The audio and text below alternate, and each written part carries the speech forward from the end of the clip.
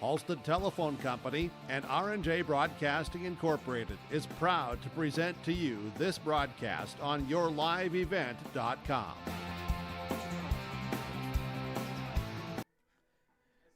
Good evening, everybody, and welcome to your live events broadcast of North Dakota High School football. We are live from the West Fargo Horace High School football field, but the teams participating under tonight's lights will be two Class A opponents, the Devils Lake Firebirds and your Kindred Vikings. Kindred's field still under some construction, working to get that back into playing condition, and so for the time being, tonight's home game for them is here at Horace. New faces for both teams, but for Kindred, it's a new league entirely, moving up from Class A, where they were wildly successful over the last several years, to take on the Class 2 landscape. Meanwhile, Devils Lake, a playoff participant last year, losing in the quarterfinals, is not only familiar with Class 2A, they're also familiar with the Class A giants of both Kindred and Central Cass. We're going to dive into all of those things, get you through some starting lineups, make sure and give a shout out to our sponsors for the halftime shows, the timeouts, the precision plays of the game, and the player of the game. And of course, we're going to hear from both head coaches in tonight's pregame show. First, though, we pause. When we come back, we will hear from the head coach of the Kindred Vikings, Eric Bergad. You're watching North Dakota High School football on your live event. This is Chris from Agassiz Precision Ag, your local precision planting dealer. How did your planting season go this year? Are you looking to make improvements for next year instead of breaking the bank on a whole new planter? Get the best price of the year on upgrades for your planter from Agassiz Precision Ag this summer. Get $50 back per row per product for some of our best-selling solutions. Make the precision decision for your planter this summer. Give us a call at 701-636-2119 or visit planterdoc.com for more information.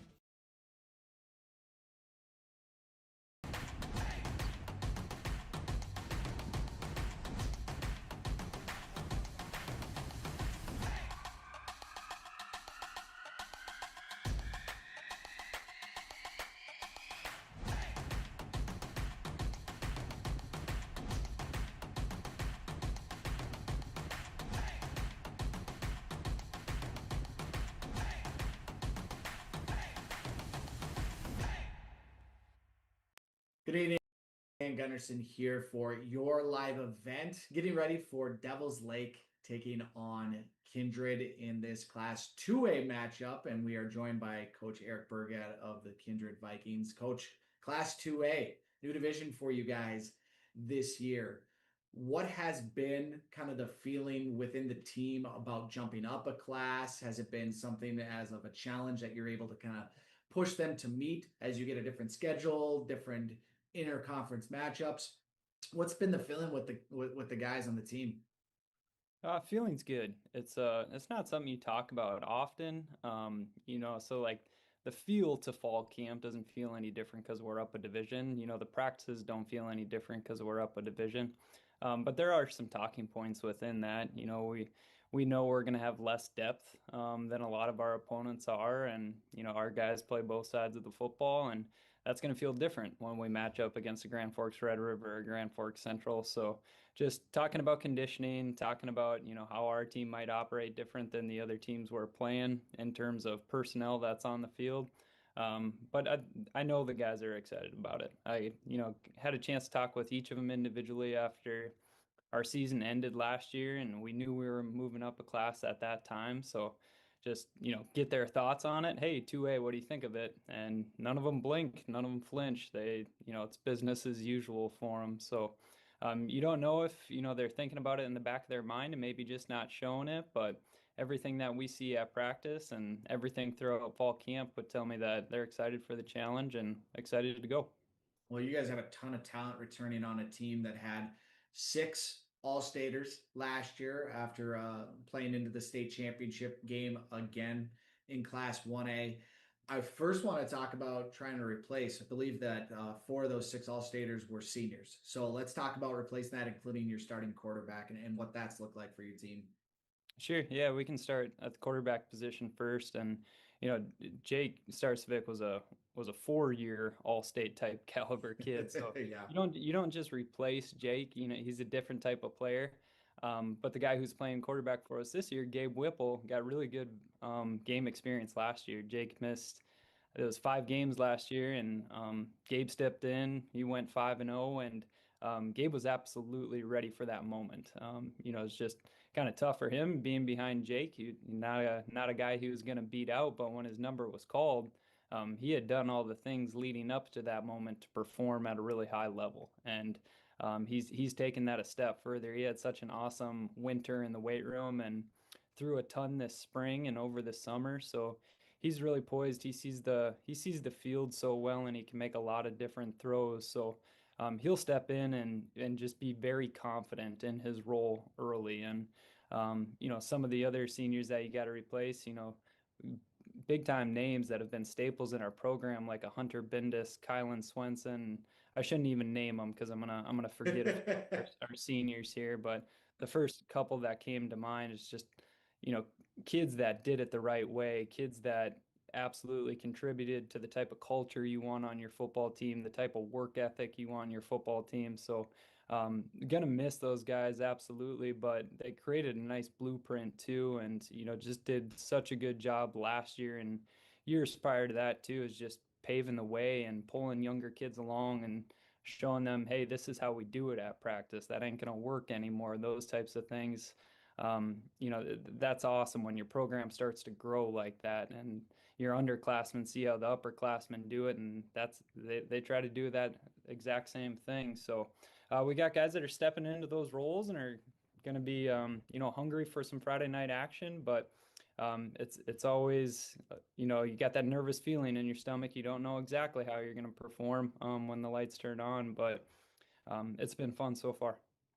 So there's 2 guys on your team that I think everybody's familiar with. I don't want to ask about them because we know what they're going to bring to the table, at least yet. I want you to tell us, and you kind of alluded to with your new quarterback in Whipple, what are some other names that we should be looking for from the Kindred team this year, both offensively or defensively, that you've been impressed with so far in fall camp? Sure. One of them would be our Brock Johnson. Brock had quite a few carries last year, but definitely second in touches to Kylan. And Brock was a sophomore last year, played a big role, and he played a role as a freshman too. Now it's kind of his turn to be the bell cow. He'll have maybe 15, 20 carries under his belt at the end of the night on Friday, and he's smaller back, but so incredibly explosive. Like his first step, and just his vision to find a seam and then accelerate through a seam is really impressive. So he's geared up to have a good night offensively and on the defensive side of the ball too. And other skill position type guys like a Sawyer Hess comes to mind, a guy who didn't catch a lot of balls for us last year, but was also a huge part of our offense, blocking on the perimeter and catching shallow routes and getting yards after catch. We expect him to play a bigger role this year. Yeah, those 2 guys specifically come to mind right away. We also know about 2 of the top recruits in the state of North Dakota in Luke Starcevic and Brooks Bacco. And those 2 had incredible seasons last year. They're multi-sport athletes. Those 2 will be ones that a lot of people, not just in our region, but throughout the state, are going to be watching as the season progresses. You've had a chance to coach a lot of talent in Kindred. I know there was an article in the forum earlier this week that talked about the talent that has been through this program just over the last 3 years. But what is it like when you're coaching individuals like this who just feel so far head and shoulders above the rest of the competition? Is that a challenge for you as a coach to try and find things to keep them interested? Or are they just, as you mentioned in the article, self-starters? Yeah, no, it's not a challenge at all. It's just ultimately it's just really fun. I mean, both Brooks and Luke, they're just pure football guys. They love the sport. They love the competition of it. They love the process that comes with football. All aspects of it, from the weight room in the off season to the meetings in the mornings to the film after practices. They do a really nice job of just diving into, all things that are going to make them better. So no, it definitely doesn't feel like a challenge. It's a luxury. It's like having another coach on the field, and guys that, our team looks to make big plays, and just good leaders within the program, always pulling other people along with them and setting really high standards for themselves on the practice field as well. So those two guys have grown so much from their sophomore season. I'm excited to see them show out throughout the rest of the year. Yeah, and it should be a fun start to the year. Like you said, we're in Division 2A, right? And so we have a new schedule, a new opponent, Devil's Lake, a team that you're opening up with. Finally, all the hitting each other and doing all these drills, it comes to fruition with a game under the Friday night lights. What do we know about the opponent, coach? What are some of the challenges that you feel Devil's Lake's going to throw your way? Just off of what we got to see from last season's film, we know they're really skilled at the quarterback position. The Palmer, he is the Patrick Mahomes of high school football. Just so impressed with him and his ability to extend the play, and his arm talent is incredible too. There's so many times I've been watching him where it looks like a busted play from the get-go, and he finds a new angle or finds a new escape route. His receivers look like they're triple covered, but he finds a way to zip the ball in there and move the sticks and give his opportunity to score. So we see that from the quarterback position, and then like really gritty, athletic skill position type kids at wide receiver, like not afraid to go across the middle and catch the football. So very willing, capable athletes that play good defense, good fundamentally. They look like a really sound football team, and obviously you're basing that off of how they played last year, and they can come out and do something totally different that you're not expecting. And that's part of the challenge of week one. But we do know the opponent is very capable, very skilled, and create really tough matchups across the board. Yeah, and of course, he's mentioning Mason Palmer, the quarterback for Devils Lake, a second team All-Stater last year, despite missing a few games to injury. And so, knowing that the talent that exists there at quarterback, always a challenge for the opposing team. Coach, I appreciate you finding some time on the pregame show to sit down with me. I'm excited. High school football got underway last week with a couple of those 9-man and Class A division games. We're getting full swing into it now with 2A and 3A on the books under the Friday night lights. So good luck tonight against Devils Lake, and we will maybe be talking to you after the game. Yeah, sounds good. We're fired up. Thanks for having me, Dan. You bet. That was Coach Eric Bergad of Kindred. When we come back, we'll have a chance to talk with the Devils Lake head coach here on the pregame show for your. For trusted news, weather, and sports from your community, look to R&J Broadcasting Incorporated. KRJB, KRJM, and KKCQ Radio, and rjbroadcasting.com. Hear local voices from local radio with news and information from the area. Your information stations, KRJB, KRJM, and KKCQ Radio, and rjbroadcasting.com. Local voices from local radio. Keep your car moving along with the team at Elite Automotive Center in Fargo. What sets Elite Automotive Center apart from the herd is their truly extensive list of services. From brake and tire service to tune-ups and battery replacement, there's no job too big or small for their ASE certified technicians. Schedule your next oil change by going to EliteAutomotiveCenter.com or scan the QR code on your screen now. Never settle for standard service. Stop by Elite Automotive Center today in Fargo. Welcome, everybody, to the Your Live Event pregame show. We are getting you prepared for the Devils Lake Firebirds taking on the Kindred Vikings, joined by the head coach of Devils Lake, Todd Lamrech. Coach, it is an opponent that is not familiar to the division, but safe to say familiar to the state, the success that Kindred had at the Class A level. How do you think, first and foremost, for a school like that jumping up a division to 2A, how do you think that's going to translate? Do you anticipate some growing pains, or do you think this is a program prepared to be successful or at least competitive right away in the Class 2A?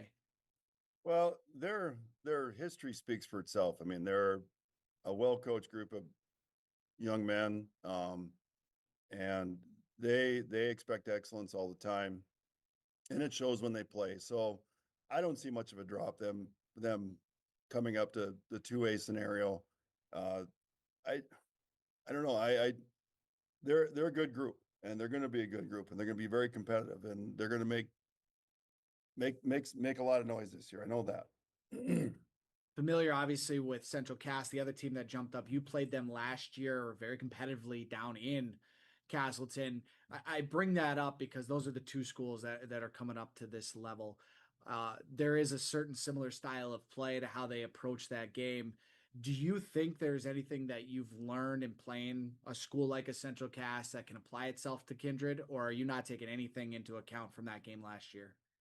You always look back and just reflect on, what you can always do better as a coach. As a coach, if you don't do that, you're kind of dead in the water.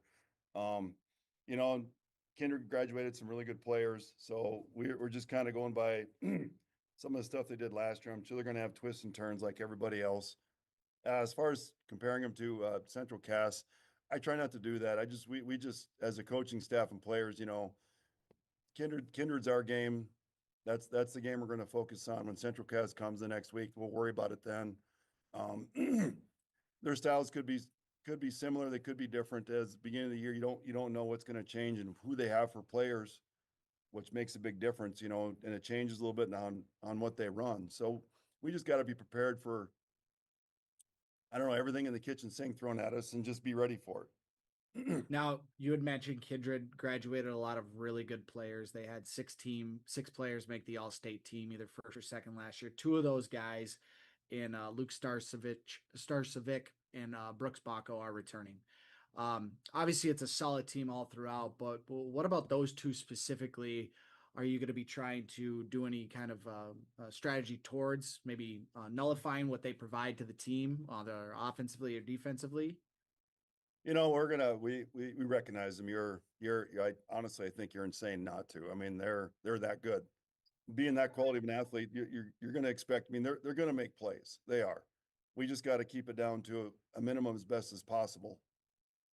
I think that question often comes up to when you have the talent like that of, do you look at just trying to take them out of the game, or do you say, hey, they're going to get what they are going to get. We have to play this in general and be a better team approach. I also think for you, coach, it's going to apply the same thing with your quarterback and Mason Palmer.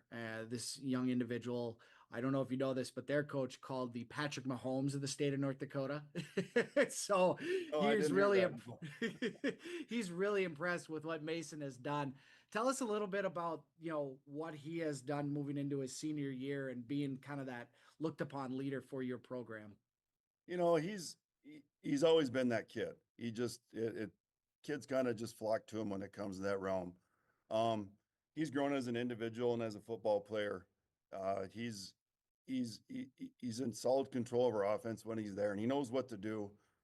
He sees things, he does things well. Um, and he's that leader that you look for to be in that position. As far as the Patrick, Maybe you don't need to tell him that, or maybe he'll maybe smile. He'll get a kick out of it. He blows it off. The thing with him is that you always get 100% from him, and you don't have to say anything to him because he knows when he messes up or when he makes a bad choice, and he corrects it that quickly. Um, he's got a unique style about him. Pocket presence is excellent. He just knows where to float, knows where to move. And just his decision making is really good. And he just needs to be a bit more crisp when it comes to those things sometimes and just deciding to do something. Other than that, he's a really good player, and people are going to look at him, and he's earned that right. He really has. How about the rest of your team, coach? Obviously, a new year. There's a lot of things that you're figuring out. Where do you feel like Devils Lake's strength is going to be going into this game? Is it a particular position, or is it one side of the ball or the other? I get asked that question a few times.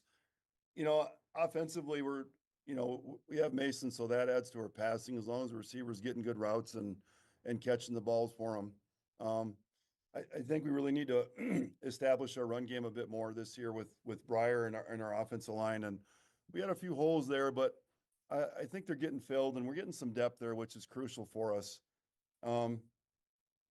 As far as weakness, depth is always our issue, and it's not so much we have some guys, it's that next kid that steps in that's going to play, that keeps up at that level and gets higher, and so other players keep trying to overstep him as far as just the playing level, and if our guys, our backups in that, our rotation guys can figure that out, that makes us just that much more competitive and more versatile on the field. So that's what we're trying to really build this year, is getting that good solid depth.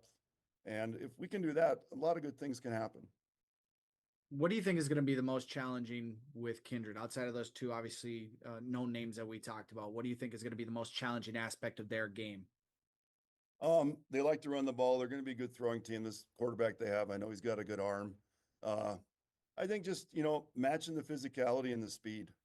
That's always the question coming in, is just, matching that physicality, getting the game speed. You try and mimic it at practice. It gets a little tough sometimes. And, just learning to play, I think when that adversity comes, when, there's always ups and downs. And if our kids can step up after that little bit of adversity, that's going to be very crucial. And just playing, 4 quarters to the full potential that they have.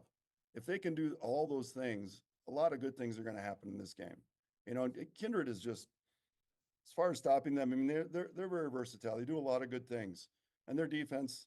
And I know Coach is he's a defensive guy, and he's a guru. And I had the privilege of coaching with him at the Shrine game.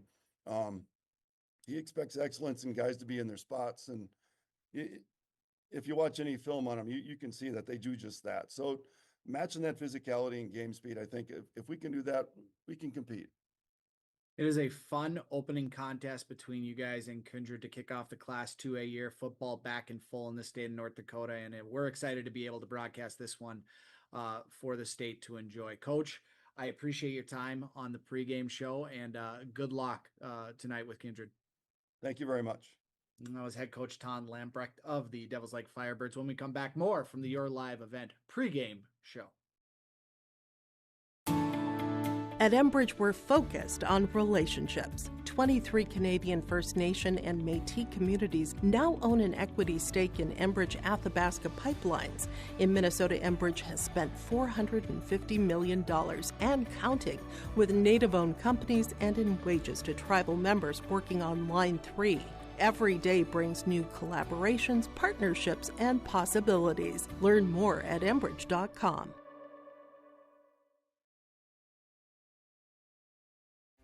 Make your stop before or after the game at the Knickerbocker in Hickson, North Dakota. Stop out throughout the week for mouth-watering lunch specials weekdays, and mark Friday nights down on the calendar for prime rib, ribeye steak, or some walleye at the Knickerbocker. For more information or to find out about daily specials, give the Knickerbocker a like on Facebook by searching the Knickerbocker. Great food and good people. You can find it all at the Knickerbocker in Hickson, North Dakota. Dan Gutterson back with you here from West Fargo, the Horace High School football field for tonight's Class 2A contest between Devils Lake and Kindred. Kindred, the host team on the scoreboard for tonight's game. As we had discussed previously, their football field still under construction, and so Horace nice enough to give them an opportunity to play here tonight for their first Class 2A game in school history. This is a move up for Kindred. They made the move up with Central Cass earlier this year, but neither of these teams are unfamiliar with this division. In fact, last year both played a couple Class A schools. For Central Cass, they opened up the 2024 year with a win over Devils Lake, 34-27. I was on hand. Your Live Event was on hand for that one. Kindred, on the flip side, 2 years ago, week 2 last year, I should say, Kindred beat Wapton 50-12. So Kindred and Central Cass, those schools, just for better or worse, they are going to be grouped together since they are making this venture together. And if you're curious, it is Central Cass tonight taking on Watford City. That is one of the broadcasts that we have on Your Live Event. The other 3, Maple River versus Griggs Dakota, Carrington versus Sargent County, and Hillsborough Central Valley versus Thompson. We had one kickoff at 6 o'clock on the other side of the river in Minnesota with International Falls taking on Moose Lake Willow River. Well, Devil's Lake is not unfamiliar with 2A, obviously, and they come in with a ton of talent under center. Mason Palmer, named to the Grand Forks Herald's player to watch in 2025 in Division 2A. Despite missing a few games to injury last year, he threw for nearly 1,400 yards, 13 touchdowns. He ran 47 times for 195 yards and 7 touchdowns as well. This young man is going to be somebody to watch as this year plays out. And he is someone that, as the head coach for Kindred said, is the Patrick Mahomes of the state of North Dakota. Well, we already have one guy that likes to imitate Patrick Mahomes and the young Dylan Raiola from the University of Nebraska. Let's travel a little bit north of Lincoln, and you've got the Devil's Lake quarterback Mason Palmer getting some high praise from the head coach Eric Bergad of Kindred. We also have a couple players on the Kindred side that are going to be very highly watched, not only throughout this game, but throughout this year. Those two players, of course, Jake Starcevic's brother Luke, and Brooks Bacco. According to 24/7 Sports, Starcevic and Bacco are the top-ranked recruits in the state of North Dakota for 2027. They're both juniors. They've combined to receive 25 D1 offers. Bacco received offers from Michigan, Iowa State, and Michigan State, along with UND and NDSU, while Starcevic has received offers from Auburn, Illinois, and Illinois, among others, along with UND and NDSU. His brother, Jake, I should say Luke's brother, Jake, was the quarterback for Kindred last year, is at Army West Point for football. We have got plenty more to we have got a game in front of us, obviously, as the starting lineups for both teams are being announced right now. We will take our final break of the pregame show, allow for those starting lineups to be announced, those teams to run out, and the national anthem to play. And when we come back, it is toe to pigskin. We get things underway from West Fargo, Horace, for the Class 2A division battle between the Firebirds and the Vikings. You're watching North Dakota High School football on your live event. Buying a new home, but worried about the interest rate and terms from your bank? At First Class Mortgage, we'll find a mortgage that fits your needs. Shopping national banks and other lenders for the lowest rate and most affordable terms. Saving you time and money. So all you need to worry about is enjoying your new home. First Class Mortgage. Our expertise, your peace of mind. Put an expert to work for you. Call today. Buying, selling, or leasing commercial real estate or farmland in the Fargo-Moorhead and surrounding area? From office to retail, industrial to multifamily, commercial land to farmland. As the #1 commercial, sales, and leasing brokerage in the FM region, Goldmark Commercial has the experience and skills to handle all of your commercial real estate and farmland needs with the highest levels of customer service and marketing around. Trust the experts at Goldmark Commercial Real Estate to lead your team to success. Green Earth Landscaping offers a full range of services, including commercial and residential landscape design and installation, maintenance and sprinkler services. From outdoor kitchens to patios, retaining walls, lighting, fine grade, sod and hydroseed, and anything in between, Green Earth Landscaping has you covered, servicing the Fargo-Moorhead area and beyond. For more information, go online to greenearthnd.com. That's greenearthnd.com.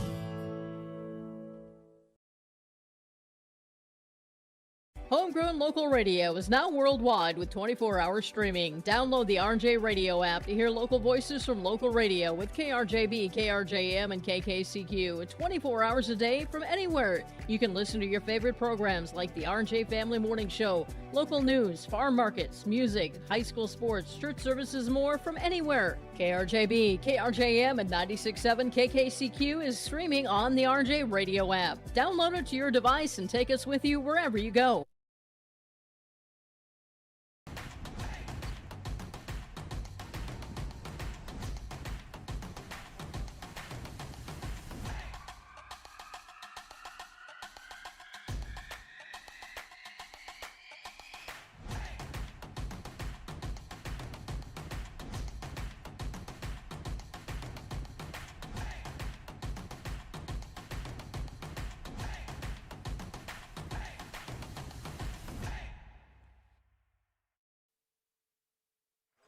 Beautiful rendition of the national anthem just concluding here at Horace, as we are about to get things underway for this game between the Vikings and the Devils Lake Firebirds.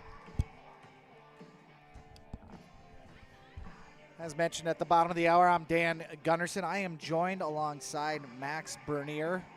He is a star baseball player. He told me to say that, I guess. I don't know. He's giving me the 20 now. No. Baseball player for the Kindred Vikings and a senior at Kindred High. Gracious enough to help us out with the camera tonight. I did tell him that if things start to go sideways one way or the other, we might have to bring him on the broadcast just so we can make sure and get some insight on how the baseball season went last year, things to look forward to, and maybe get a little insight from or some takes on some baseball. He's great baseball player for the Vikings. The Vikings will receive the kick to start as Devils Lake deferred to the second half. And so, back to receive for Kindred. So you have Clayton Altoff and Sawyer Hess for the Devils Lake Firebirds. Their kicker will be Briar Exner, a senior for this team. We'll get to those starting lineups, both on the offense for the Kindred Vikings and, of course, the defense for the Devils Lake Firebirds. Ball teed up at the 40-yard line. Exner looks both ways, makes sure his team is ready, and we are underway. Back to receive it is Altoff. He'll take it at about the 6-yard line, running to the right side, and then is tripped up by a host of Firebirds, among them Mason Haugen, as the ball will be placed at the 23-yard line, and that is where Gabe Whipple will lead out this Kindred offense. Of course, Gabe Whipple taking over for Jake Starcevic, and I'm going to mess that up more than once. I shouldn't. Luke, a talented man here for this team, who will be wearing 88 tonight for the Vikings. Whipple, though, wearing number 1. The quarterback for Kindred played in a handful of games last year due to the injury to Jake Starcevic. And right now he is in shotgun with Brock Johnson, his running back, to his left. Takes a snap. It's going to be a handoff up the middle, and a big hole for Johnson as he busts into the Devils Lake secondary. Up to the 41-yard line, and a gain of 18 on the first play for scrimmage for the 2025 Kindred Vikings. Right up the middle for Johnson. And Kindred will have the ball at their own 41.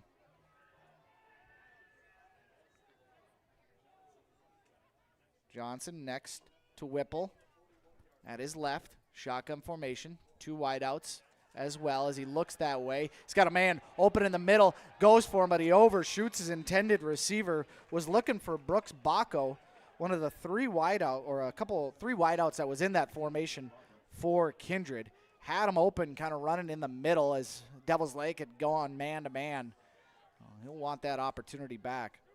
Brooks Bacco, one of the receivers out there, along with Miles Thielgis. Bacco listed as a 6'5", 205-pound junior. Thielgis at 5'11", 175. We will see the aforementioned Starcevic, Luke, 6'5", 260 pounds. He'll sometimes split out from his tight end position. or sometimes be on the sidelines, as he is in this one, as it's a handoff. Johnson over the left side. Plenty of room and plenty of blockers as he gets into Devils Lake territory. Stays in bounds and then is shoved out of bounds up at the 36-yard line, make it the 35-yard line of Devils Lake. A first down run. Call it 24 yards on the carry. And a big first down run from Johnson off left side. He had a host of Vikings with him. This offensive line, very stout, with Tannen Johnson at left tackle, Miles Stroh at left guard, Brody Mauk at center, Lincoln Swenson at right guard, and Hudson Kasowski at right tackle. A shotgun formation. It's going to be a pass for Whipple, who steps up into the pocket. He's got to scramble. Fakes out a defender, stays in bounds, scrambles ahead up to about the, well, it looked like he got to the 30, but the side judge says he stepped out at the 33-yard line, so a scramble of 2 yards, but great improvisation. I can't speak. Improvisation, thank you, Gabe Whipple on the scramble.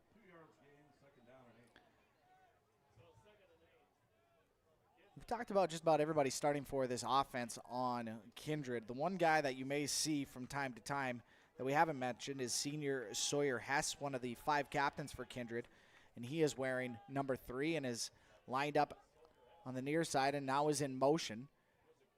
So he goes across the front of Whipple, who will hand it off to Johnson, who's trying to break tackles but could not escape the grasp of Jackson Strong for Devils Lake. One of 4 linebackers for the Firebirds who run a 3-4 defense. Up front, they've got Jeff Summer, a 6'7", 290-pound senior. You heard that right. He is lined up with Grayson Aselson, 6'1", 305 pounds, wearing 72, also a senior. You've got Grady Quam up there as well. He's only 6 feet, 220 pounds on the front side of that 3-4 defense for the Firebirds. They're big, but they're getting run through right now as we've got a 3rd down and about 3 from the 28 as it's going to be a handoff. Johnson right side, big hole, breaks through the secondary, has the safety coming along with them. That's Easton Encinas, who takes him down inside the 10-yard line to the 8. A gain of 20 by Johnson, who has been running through some massive holes being open for him by that offensive line of Kindred. The size discrepancy doesn't matter to the Vikings. They're making waves. And the safety, Encinas, a junior, got carried along for a couple yards. He's joined in the secondary by senior Weston Nelson, number 4. Kobe Drennan Levi, a senior, wearing number 8. Make that Levitt. And then number 5, Will Heilman, a junior. It's going to be a pistol formation. Johnson left side, and he will signal. Yes, there it is! An 8-yard touchdown for Brooks Johnson. And Kindred is on the board first.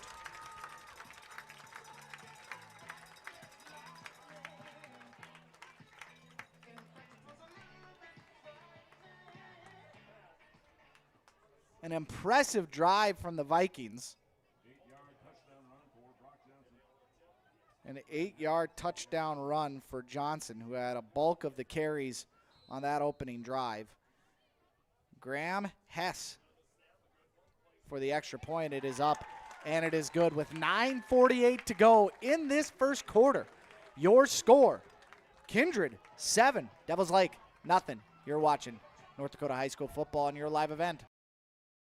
The Kindred Public School District looks to collaboratively cultivate an environment that challenges learners to reach their full potential in a student-centered, community-supported environment while building authentic relationships that promotes active engagement in learning, literacy, and life. Kindred Public Schools' mission is to educate, prepare, and maximize student potential. Kindred Public School District, student-centered, community-supported. For more info about upcoming school events and news, go online to kindred.k12.us.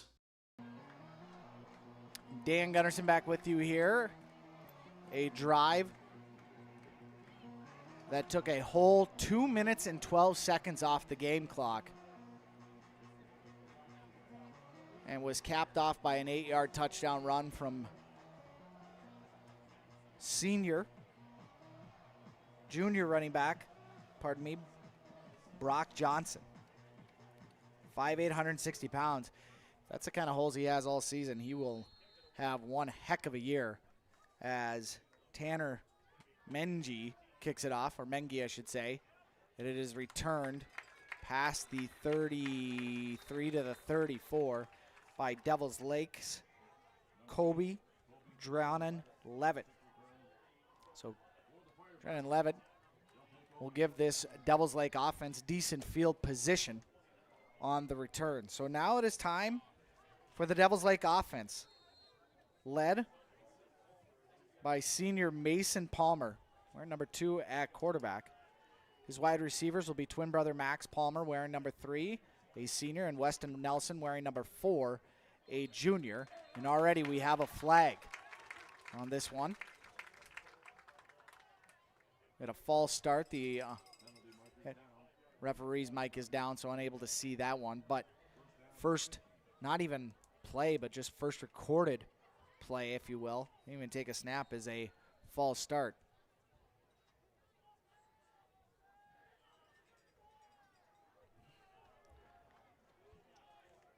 Palmer will be joined in the backfield by running back Briar Exner. You'll hear of Easton Encinas as well, wearing number 7, as it's a play action throw to the left as he finds Nelson, and then it is a pitch ahead, or I should say behind, to Exner as Nelson, a little hook and ladder to the outside. Gain of about 2. So a lot of trickery for 2 yards on first down, and it gives a 2nd and 13 look. We know it says 2nd and 8 on the scoreboard, but with that 5-yard penalty, it is currently 2nd and 13. Got a man in motion. Coming back around with it was Will Heilman. And he'll take the ball. He'll go over the 30. Nowhere to go. Heilman, as in on the tackle was Brock Johnson. So no gain on the play, and it will bring up a 3rd and 13. An interesting note to be made if you were listening to the pregame show from Eric Bergad. He had mentioned that a lot of the guys he will be playing will be going both ways. No kidding. They only have one offensive player that plays just offense and one defensive player that just plays defense. So you will hear a lot of the same names on both sides of the ball as Palmer play action has to get away from Starcevic, but he's got more Kindred in his way. And Starcevic, who is joining the party after the Devils Lake rush, ends up getting to him. You had Jeremy Knight, one of those defensive-only players we had mentioned in there, but ultimately finishing the job for Kindred was Tannen Johnson, the 6'1", 210-pound senior defensive end and a captain for this Kindred Vikings team. Comes up with the sack, a loss of 5 on the play, and it'll be a 4th and 18, and a punt upcoming for Devils Lake as Palmer puts the mouth guard in there, and that's Max Palmer, or pardon me, that is Mason Palmer, I apologize. So he backs up to his own 15 and will punt it away. Back to receive is Baco, who will get it over the shoulder at about the 30 and then run near side past the 45, makes a cut, and then is brought down about midfield on the return. Give it about 20 yards. Good kick by Palmer, but almost felt like he out-kicked his coverage on that one. As it'll be the 2nd possession for Kindred tonight. Boy, defensively, it was right away. You had Luke Starcevic in on the pressure. Got away from Jeremy Knight, one of those only defensive player guys for Kindred. And then Palmer just collapsed upon. Tannen Johnson gets the credit for the sack. Now it's the offense's turn for Kindred to come on. Can this Devils Lake D stop Johnson? We'll find out. Doesn't look like it as he's past the 40, past the 20. House call. Brock Johnson. 50 yards for the score.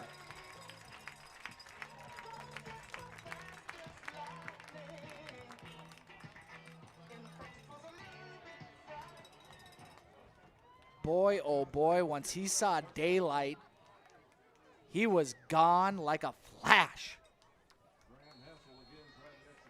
Hess will set up to kick the extra point for Kindred. But just like that, it's 13-0, and Hess makes it 14-0 here for the Vikings in a pseudo home game at Horace High. The Vikings will kick it off when we come back. You're watching North Dakota High School football on your live event.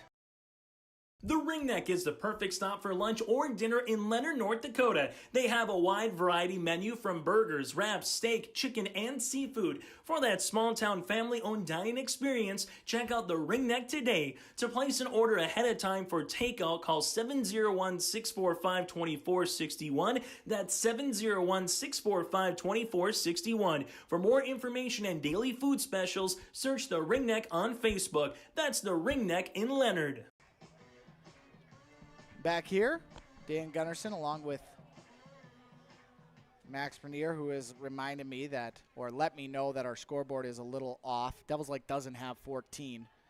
They are down 14-0. We'll get that fixed when we get an opportunity. As it stands right now, the kickoff is away, and it will be taken in by Devils Lake. Over the far side, picking his way for a few yards is Dronin Levitt. Up to the 30-yard line, and that is where Devils Lake down 14-0. Like I said, we'll get that fixed when we get this opportunity on the next break. Down 14-0. We'll take over. So Devils Lake really couldn't do anything offensively. They started out their first drive with a false start. They ended it with a sack. On the flip side, it's been the Brock Johnson show. An 8-yard touchdown and a 50-yard touchdown run account for both the scores for the Vikings. Nice little cut in the backfield and then tripped up maybe by his own player or maybe by one of the Kindred defenders was Briar Exner, as the carry ends up in a loss of 2. That offensive line from left to right, left tackle, sophomore, number 76, Carter Christensen. You got Grayson Asselson, a senior, 72, left guard. The center, number 50, Casey Brown, a junior. 55, Grady Quam at right guard, a sophomore. And 79, Brenner Wayman is the right tackle. There's pressure in Palmer's face, but he gets it out, delivers a strike over the middle. Great catch and picking through the defense on that one for Devils Lake was Will Heilman. Not one of the guys started on the roster at a wide receiver or wingback for Devils Lake, but has been pretty involved and gets the first down, gain of 12 on the pass, and the first down for Devils Lake.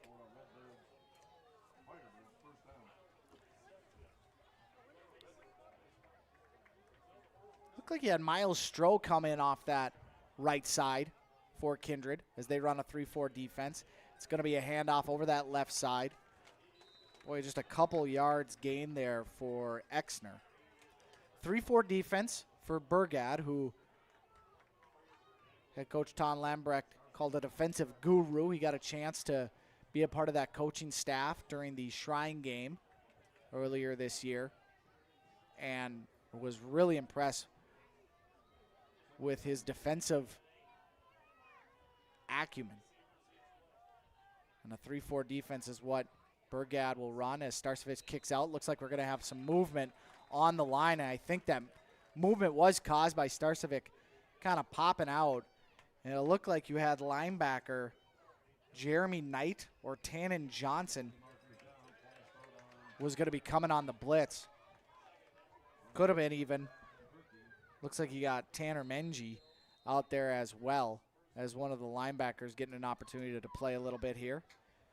Starting lineup given to us prior to this game, you had Lincoln Swenson, a defensive end, Brody Mauk, a nose tackle and the other defensive end, Luke Starcevich.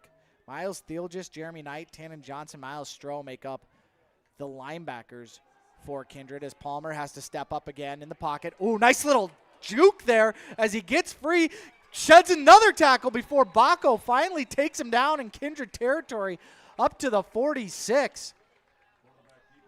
Boy, that was a long gain there. Give him about 16 on the scramble. Now we've got an injured player down for the Kindred Vikings. With 5:05 to go in the first quarter, we're going to take this opportunity to pause. And when we come back, we'll hopefully Get a little bit more information on who that player is for the Vikings. You're watching North Dakota High School football on your live event. Stay up to date all year long with your live event from our social platforms with X, Facebook, and YouTube. From the latest coaches show to watch game broadcasts back on demand from earlier in the season. Search your live event on YouTube and hit subscribe. Outside the three-point arc. Pick and pop here with Spaeth into the left side corner. Three, good. For the complete and most up-to-date schedule throughout the year, head to our website at yourliveevent.com. This is Chris from Agassiz Precision Ag, your local precision planting dealer. How did your planting season go this year? Are you looking to make improvements for next year instead of breaking the bank on a whole new planter? Get the best price of the year on upgrades for your planter from Agassiz Precision Ag this summer. Get $50 back per roll per product for some of our best-selling solutions. Make the precision decision for your planter this summer. Give us a call at 701-636-2119 or visit planterdoc.com for more information. Back here on your live event, Erdman is the injured player for the Vikings, who is walking off under his own power. So glad to see that he is up and moving. Teague Erdman, a 6 foot, 230-pound junior, hurt on that 16-yard scramble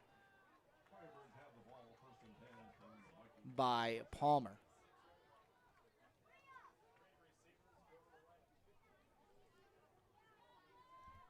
With 4:47 to go in the first quarter. He's in a shotgun formation with trips to the right, one to the left.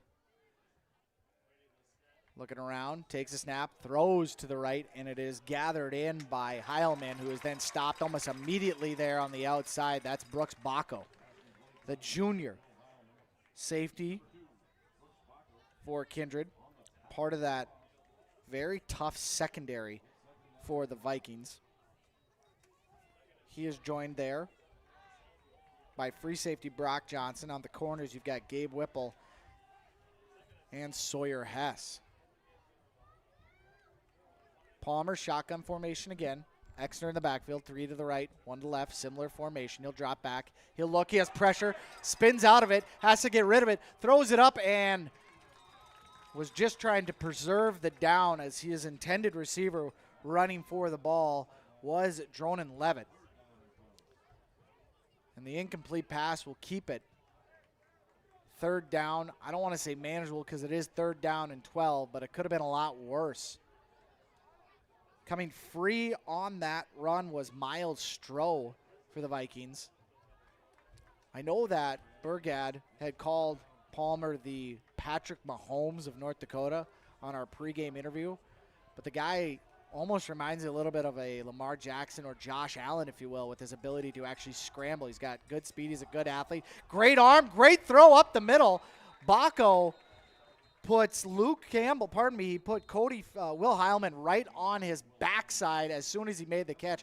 Heilman lucky to hang on to that on a gain of 11. It'll be a yard short of the first down up to the Kindred 37-yard line. Heilman's got to come out of this game because they did stop the clock for the play. There also is a flag on this one as well. Back at the 45, and the way that Devil's Lake is moving, this one's going to be on them, and it is a holding on the Firebirds. Again, not sure who the offending player was, but it wipes out an 11-yard gain from Palmer to Heilman,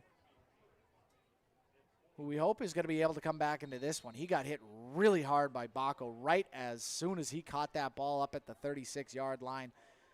And it probably doesn't feel any better knowing that it doesn't even count. So, a 3rd and very long. Make it 3rd and 22. Or 4, for the Firebirds. As Palmer's got trips to his left. In the backfield with him is Fee. He'll step up. Palmer has to jump toss it out over there to Levitt. Levitt breaks one tackle, still going down the sidelines. Eventually is pushed out of bounds. Got a lot of that yardage back into Kindred territory up to the 42. And now for Coach Lamrech, the question, do we go for it here on 4th down with 3:16 to go in the first quarter? Or do we play it safe and punt? Brock Johnson has not been stopped for the Vikings tonight. Couple touchdowns. The last time he touched the ball, it took him 8 seconds to go from midfield to Pater. And knowing that, Coach Lamrech has elected to roll the dice early on in this game, and he's going for it. Shotgun formation for Palmer. Takes the snap, fakes the handoff, looks, pressure, flips over to the left, has a man. First down to the Kindred 31-yard line.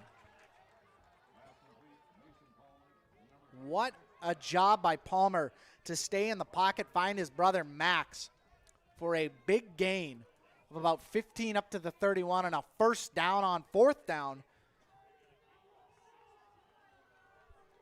for the Firebirds. Let's mark that down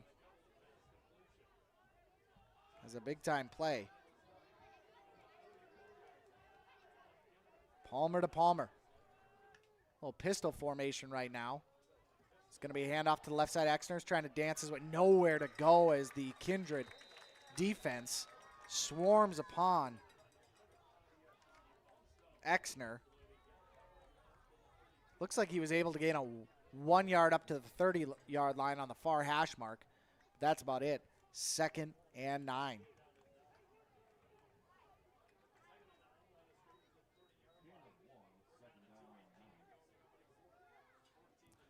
A 4th and 6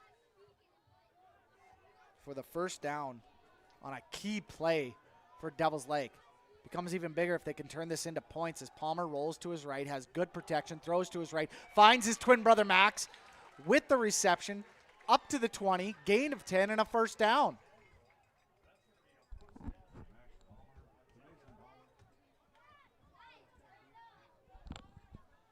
Max Palmer, twin brother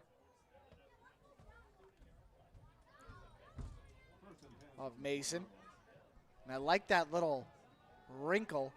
Palmer has mostly been trying to climb up in the pocket, but create a little bit of extra space for him to run out to the right. He is an athlete, and a nice little kind of trickery there as it was a fake pass to the right, handoff underneath to Fee, who goes from the 20 to the 12 on an 8-yard gain, make it a 13, up to the 13 for a 7-yard gain, but still, great ball handling skill shown by Mason Palmer.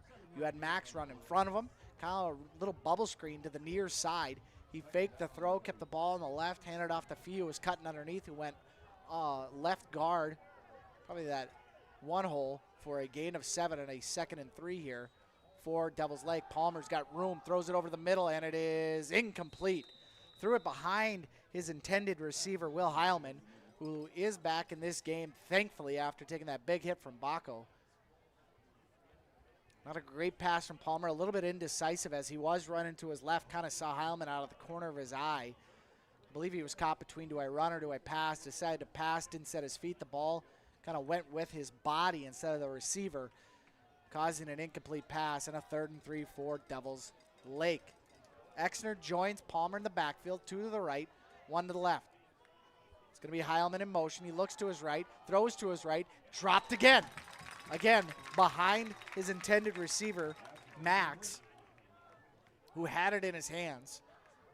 Max would probably tell you he should have that. Mason would probably tell you it's got to be a better pass, although the location of that ball probably where it needed to be to protect Max and really protect possession.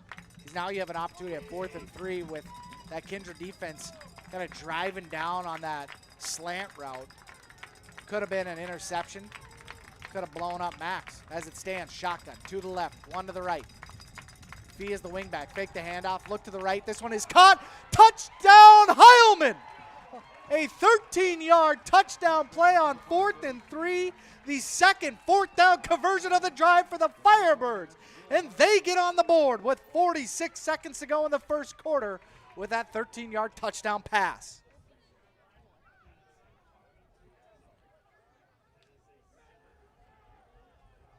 What a strike from Palmer to Heilman. Palmer will attempt the PAT as Max will hold.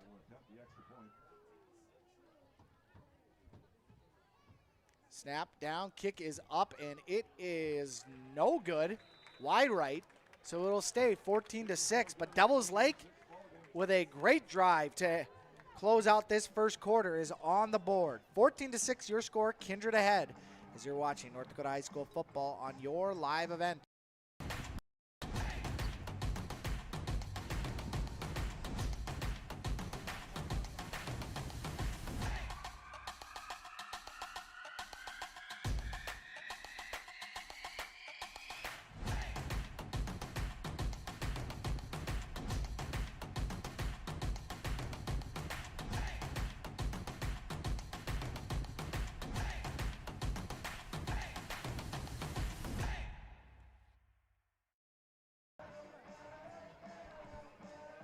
Dan Gunnarsson with you on the first night of Division IIA football in the state of North Dakota. It has been a fun and entertaining first quarter. We're not even through the first half yet here with Devils Lake taking on Kindred. It is the first quarter, and we have a 14-6 lead for the Vikings. Exner to kick off from the 40. And this one will go deep. Taken by Hess. At about his own 3, and he goes far side, makes a cut inside, shakes a tackle, and then is driven down up near the 35-yard line. Sawyer Hess with a strong return of about 30 yards. And on the far hash, that is where this Kindred offense will start from. Brock Johnson has both touchdown runs for the Kindred Vikings to this point. An 8-yard run on the opening drive for the Vikings. The second time they got the ball, it was one play, 50 yards, Johnson to the house. And Kindred, why go away from it would be my question. We'll see what they come out here with. As Johnson joins Whipple in the backfield. Kind of a pistol look with 2 wideouts to the left, 2 tight ends on the line, and Johnson, why not? Right up the middle before he is finally met 9 yards later by the safety, Rylan Samuelson for Devils Lake.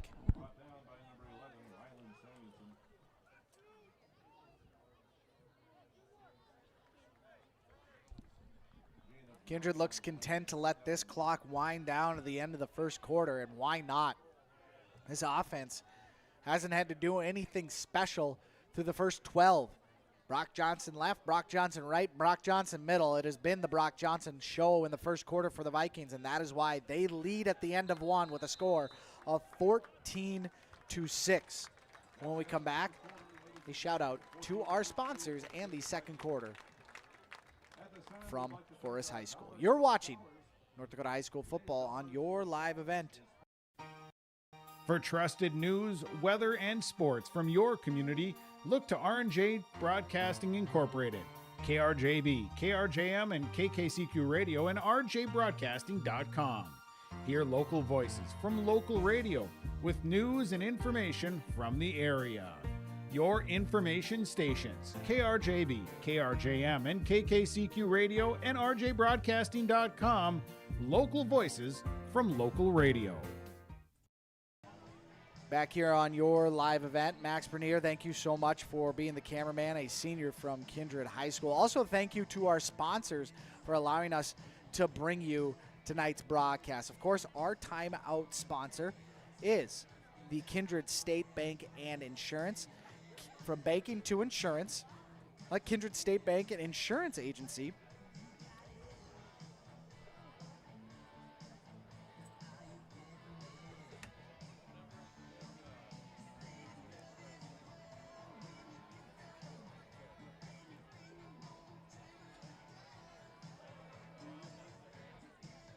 Pardon me, let me finish that read as we had a little bit of a technical difficulties there.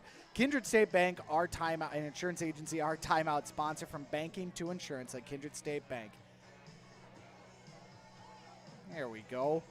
An Insurance Agency, handle your request. For more information, go online to kindredstatebank.com. They are our timeout sponsor, so thank you to them, and thank you to all the other sponsors that we have for tonight's game. That won't be the last time we will hear from Kindred State Bank and Insurance Agency. Second quarter about to get underway. Kindred ball on a 2nd and 1 from the 49-yard line. Whipple, 44-yard line, steps back. Pressure on his right side, throws it away. Did it get to the line of scrimmage is the question. as he had significant pressure in his face.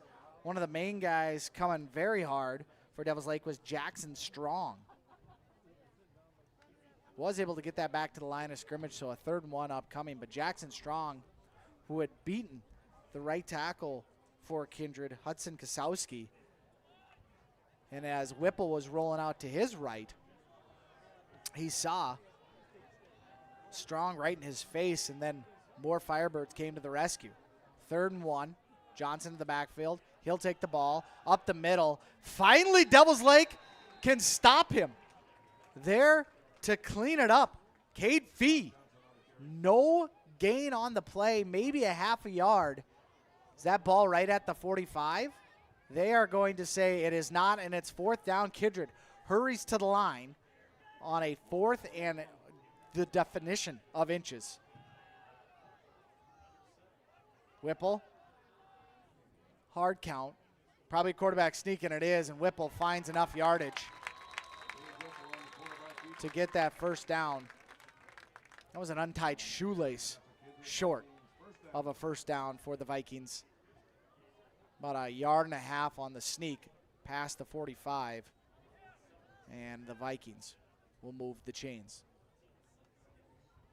That is the 3rd 4th down conversion we have seen combine with both teams, as you had the Devils Lake Firebirds on their last drive of the 1st quarter have 2 4th down conversions, including a 13-yard touchdown pass from Palmer to Heilman, which is why they have 6 on the board. For the Vikings, 14 thanks to Brock Johnson.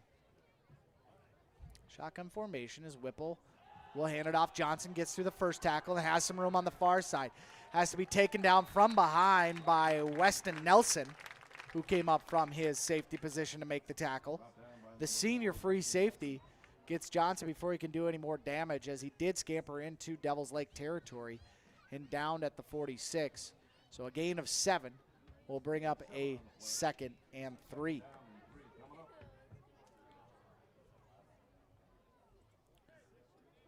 We'll try to work on getting you different scores from around the region at halftime. And of course, your live event, one of many games going on tonight throughout the state of North Dakota, 9-man all the way up to 3A, as 3A opens up their season as well. Whipple rolls to his right, throws to his right. Bacco off his hands, incomplete. Good job defensively by Ryland Samuelson, coming up from his cornerback position to at least grab Bacco after that ball hit his hands, to make sure that number 2 could not grab the ball and bring it down for the reception. Bacco, Starcevic have been quiet to this point. But Kindred's offensive line with Tannen Johnson, the 6'1", 210-pound senior. Miles Stroh, a 5'10", 190-pound senior. Brody Mauk, a 6'1", 250-pound junior. Lincoln Swenson, 6', 210-pound senior. And Hudson Kasowski, a 6'1", 210-pound sophomore, leading the way up front for the Vikings. Little pitch to the right. Let's see how that line does on this one for Johnson, who makes one man miss in the backfield, past the 40 to the 39 for a 1st down run of 5.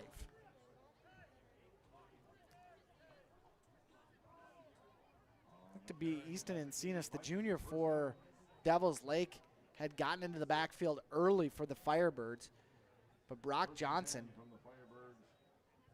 showing off his athleticism and quick moves, made the first guy miss, gained 5 1st down Vikings. He hasn't had to do that a lot today, but things on this drive have tightened up a little bit for this Devils Lake defense, as it's a 1st and 10 for the Vikings from the DL 39. Throw out to the left, trying to get Bacco involved.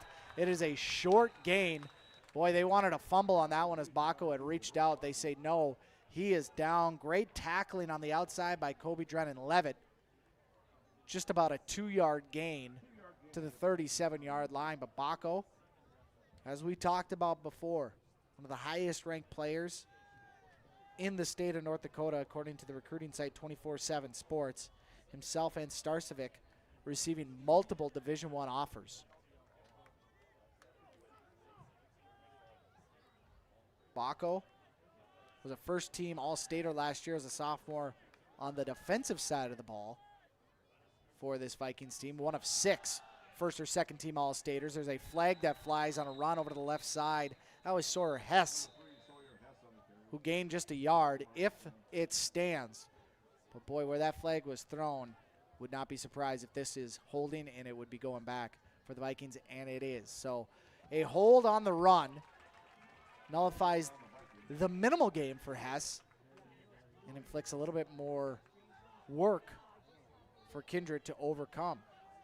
Gabe Whipple, who I will say on that first drive had an opportunity to hit Baco for a big touchdown play, missed him.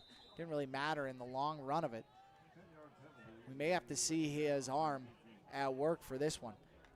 But as I mentioned, things are tightening up a little bit for Kindred on this drive. It feels like Devils Lake, after that last offensive touchdown, has really gotten their feet under them as a team collectively. Shotgun formation. Whipple will look to his right. Now it's a screen over the middle, and it's Starcevic. All the room in the world and all the blockers in the world. To the left side, to the 10, down at the 5. The ball did come out at the end of that one, but a gain of 42 on the middle screen. Well drawn up by the Kindred Vikings offense as they get their big tight end involved on a 42-yard reception. More like a pitch and catch, if you will. But boy, that play caught everybody off guard. And you could tell the Viking offensive line, 4 of them had one guy to block. And Starcevic with a big run down to the 5, make it the 6-yard line. It'll be a play action.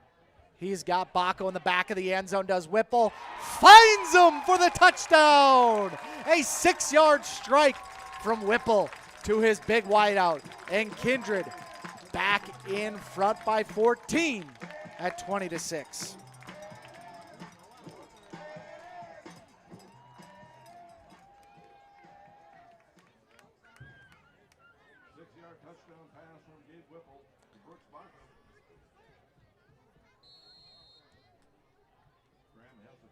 Graham Hess for the extra point. Now Steele just to hold. Snap down, kick. No, it's a bad snap, and it's a fire drill. That doesn't really work. Devils Lake blows that up. The snap not handled well by Thiel, just was a little bit low. And the Vikings, instead of causing more damage, just sit on it. And we'll take the 6 instead of 7. 20-6, your score. It's a 14-point lead for the Vikings. You're watching North Dakota High School football on your live event. Keep your car moving along with the team at Elite Automotive Center in Fargo. What sets Elite Automotive Center apart from the herd is their truly extensive list of services. From brake and tire service to tune-ups and battery replacement, there's no job too big or small for their ASE certified technicians. Schedule your next oil change by going to EliteAutomotiveCenter.com or scan the QR code on your screen now. Never settle for standard service. Stop by Elite Automotive Center today in Fargo. Back here at the Horace High School football field, a 6-yard touchdown pass from Whipple to Baco. 7:29 to go in this first half. Puts Kindred back on top by 14 at 20-6. That was all set up by the 42-yard screen play. The receiver of it, Luke Starcevic, who rumbled down from the 47 to about the 40 to the 6-yard line. We'll call it a 41-yard reception for Starcevic. But something that was really unexpected and well drawn up by the Kindred Viking coaching staff. Led by Eric Bergad, you've got Brad Ambrosius, Alan Bergad, Nick Eggman, Nick Kasowski, Nate Safe, and Alex Starcevic on that one. Safe and Ambrosius, by the way, former NDSU football players on this staff. But Eric Bergad has really done great work with this Kindred team, who ended up losing to Velvet Drake Animus last year 14-12 in the Class 1A state championship. As the kick is taken in on this near side, and running away with it is Levitt. As he gets past the 50, he's finally wrestled down by Hess up at the Kindred 45-yard line. Great run by Kobe. Dronin Levitt. Nothing special. Kind of made one guy miss right away and then just found a lane. Being disciplined, as a special team coach would tell you, stay in your lane, know your area, know the angles. It's how you prevent from big kick returns like that. It also helps put a little bit momentum back on the side of Devils Lake, who had cut into that 14-point lead of Kindred's with a couple fourth down conversions, including a fourth down touchdown pass. And it looks like Palmer's going to just tuck it and run. A little bit of a quarterback sweep design run as he gets it up to the 43 for a 2-yard gain. As I said, a fourth down touchdown pass from Palmer to Heilman right at the end of that first quarter made it 14-6 at that time. We sit at 20-6 after a holding penalty. A 41-yard screen pass to Starcevic that set up the Baco touchdown right after that, gave us this 20-6 score, which is where we currently sit. Shotgun formation. Palmer will take it, and he'll roll to his right. He's looking, he's directing traffic. He'll run back to his left and has some room. He's trying to outrun the defense and throws it and picked off the tip. Picked off on the back end by Gabe Whipple and Mason Palmer. When he watches tape, he'll know that it probably was a better decision to just tuck it and run. He had room in front of him. But as the quarterback, you really are throw first, run second, and Palmer frustrated with himself as he heads over to the sidelines. I don't think he needs to watch the tape to know that that was a mistake on his end, as the tip and interception with 6:30 to go in the second quarter gives Kindred the ball back. Whipple on the receiving end of that tip ball. Shotgun formation, to the left, one to the right. He's going to drop back the pass. Another screen is set up and is taken down by Brock Johnson. Nowhere to go as a lid of one of the Devils Lake players involved on that tackle pops off. Looks like it was Taylor Longy who will have to take a play off on that one. In on the tackle. And only a gain of 2 on that screenplay. Tried a little bit of a different version of it, and Devils Lake was not fooled.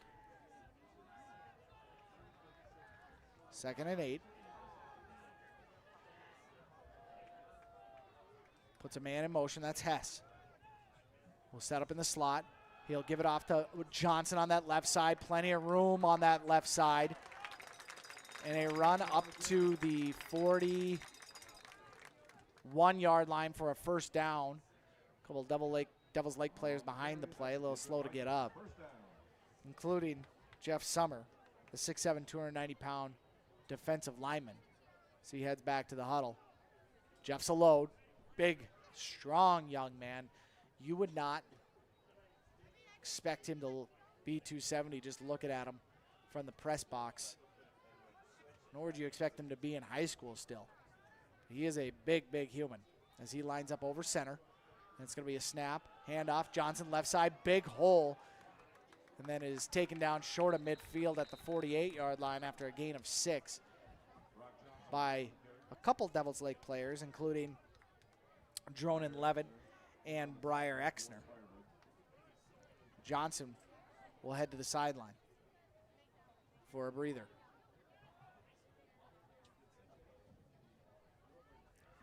Mentioned, we will try to get you some updates from other scores around the region, including the other 4 North Dakota-based broadcasts that we have going on your live event throughout the state. As Hess, that's Graham Hess, will go in motion. Goes across the face of Whipple. Whipple's got a man. It's Baco wide open. Finds him, who sheds the defender at the 10, the 5. Touchdown. Brooks Baco, 58 yards for the score. And the Vikings strike again.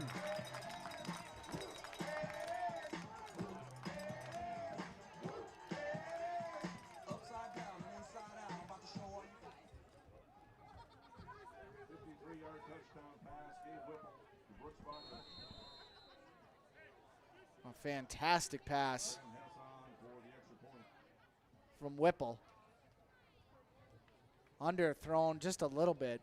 Of course, Baco able to shed the trailing defender in Weston Nelson pretty easily as that extra point is up and good to make it 27-6 Kindred with a commanding 21-point lead with 4:29 to go in this first half.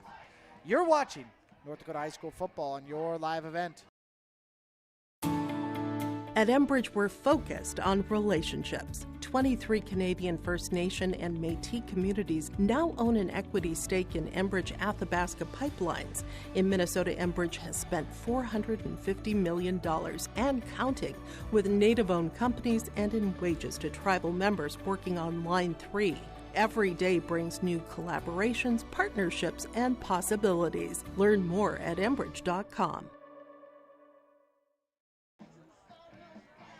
Dan Gutterson back with you here. A 58-yard touchdown pitch and catch. Bryce Baco on the receiving end of that one to give the Kindred Vikings a 3-touchdown advantage over Devils Lake with 4:29 to go. So Brooks Baco now with 2 touchdowns through the air tonight for the junior. And, of course, Brock Johnson, the junior running back, with 2 touchdowns of his own. 21-6 our score. 27-6 is our score. As the kick is away from Mengi, as it is taken by Dronan Levitt. He fumbles it back at the 28, but quickly pounced on by his Devils Lake teammate, Jamison Hansen.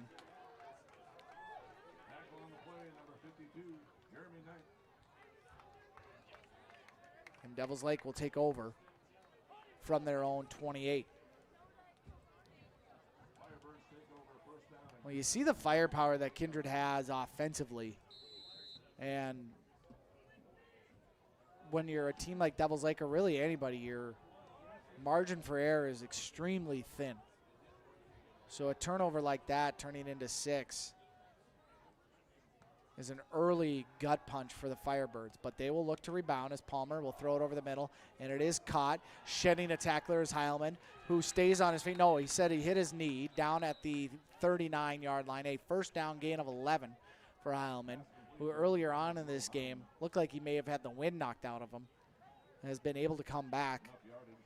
Scored a touchdown, the lone touchdown for Devils Lake at the end of the first quarter, and there gets an 11-yard gain for a first down for the Firebirds. 1st and 10. Devils Lake's Palmer takes the snap, pressure in his face, steps up, Heilman again into Kindred territory, down to the 45. Make it the 44 as you get a solid gain of 17 on the pitch and catch. So Heilman back to Mack. Opportunities. Palmer. The poise that this young man has is uncommon for a high school quarterback, and I would say a lot of quarterbacks at the collegiate level, you have to teach them that patience and the climbing up in the pocket, which he does here. Throws to his left, has a man, overshoots his intended target by a fingertip, was looking for Dronan Levitt, had him on the near sideline, just out of his reach on the coverage, Sawyer Hess. And we've got a timeout here, and it looks to be by Devils Lake, a quick timeout with 3:44 to go in this first half. Your score, Kindred 27, Devils Lake 6. You're watching North Dakota High School football on your live event.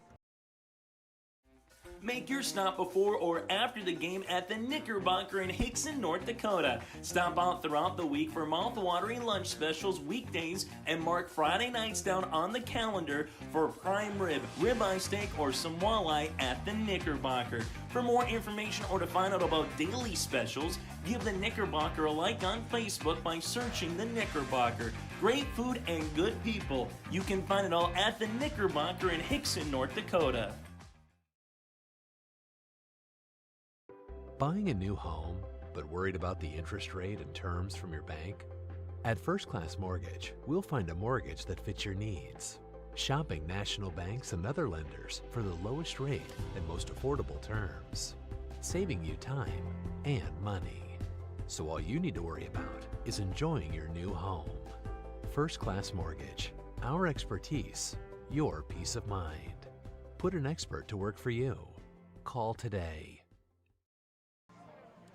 Back here in Horace, North Dakota at the Horace High School football field, back from that timeout. Thank you, of course, for sponsoring that timeout, the Kindred State Bank and Insurance Agency. From banking to insurance, like Kindred State Bank and Insurance Agency, handle your requests. For more information, go online to kindredstatebank.com. So the timeout called by Devils Lake with 3:44 to go in this contest. I think what we're trying to do is maybe just catch our breath a little bit, as that was a long pass play attempt from Palmer to Levitt, as Palmer will drop back to pass again. Now his pressure in his face cannot elude the hands of one Tannen Johnson. A big loss back to Devils Lake territory, and not the play that Coach Lamrech had drawn up coming out of that timeout. That ends up being a 9-yard loss on the sack, as Tannen Johnson, his second sack of the game.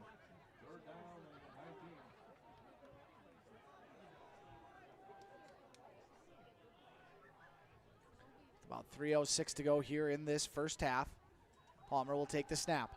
He'll roll to his left, has some room to operate, throws it. Heilman will make the catch past the original line of scrimmage and then down to the Kindred 39. And so you make it manageable on the play, but there is a flag back in the area of holding, and that is the call. So that is the second time Heilman has made a catch and a good gain to set up a potential either third or fourth down and manageable for the Firebirds. And the holding penalty eliminates all the work done on that play. So now instead of 3rd and 19, you have 3rd and 29. And the decision, in a sense, if you will, for Devils Lake now is going to be a little bit more interesting. Obviously, if nothing is gained on this play, now we have another official's stoppage as we have to reset the play clock. Looks like they've done that, as Palmer will take a shotgun snap with 4 to his left, 1 to his right. How much you gain on this will really play into what you're going to do on 4th down, as Palmer rolls up or steps up to his right, finds his intended receiver, which is Dronan Levitt, who gets it up to the 49 of Kindred. And so you're still a 4th and 15 away. You're down 21 with 2:20 to go in this first half. You've shown you can move the ball. I would be shocked if Coach Lamrech decided to go for it. It does look like he's possibly going to let this clock bleed down and then call a timeout with about a second to go on the play clock. It looks like the white hat is going to make that official call here as he walks towards midfield. And there it is. The timeout with 1:47 to go. Oh, no. They did not call a timeout. They took the delay of game to give their punter a little bit more room.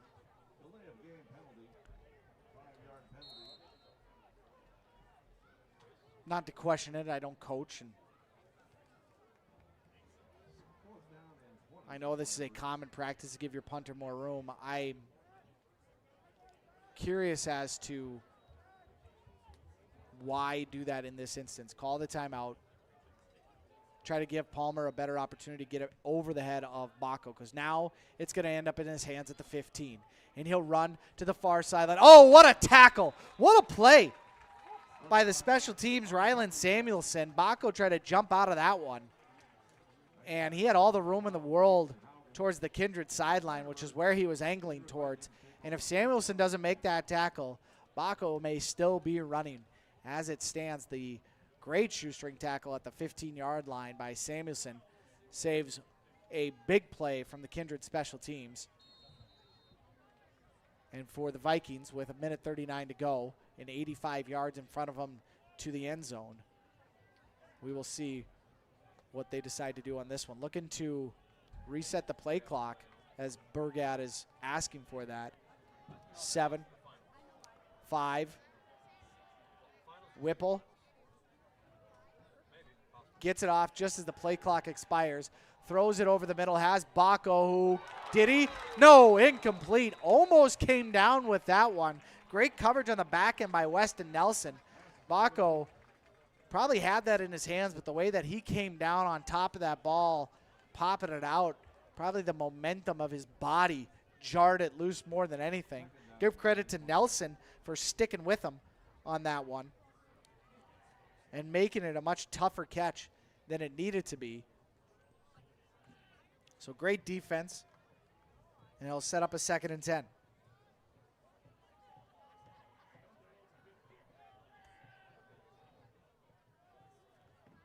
Second down and 10 as Whipple looks, and then he'll step up a little design quarterback draw, trying to get to the sideline, and does. Looks like he has enough for a first down. No. They're going to mark him well short. Said he stepped out at the 22-yard line. So a gain of 7. Boy, it looked like Whipple had the first down. Does stop the clock with 1:26 to go, but it is a 3rd down and 3 instead of a second, or I should say 3rd and 1, or maybe even a 1st and 10.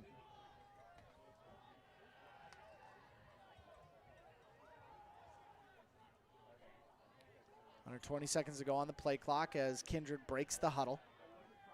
As a reminder, coming up on our halftime show brought to you by First Class Mortgage, we will have scores from around the region and a recap of this entertaining first half, which Brock Johnson has had a lot to do with, but on that run he has very little going on as the tackle aggressively made by Easton Encinas.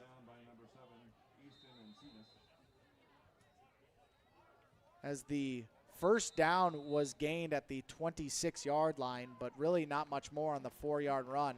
A first down for Kindred and a timeout for them as well. We will break here with 1:20 to go in this first half. Your score, Kindred 27, Devils Lake 6. You're watching North Dakota High School football on your live event.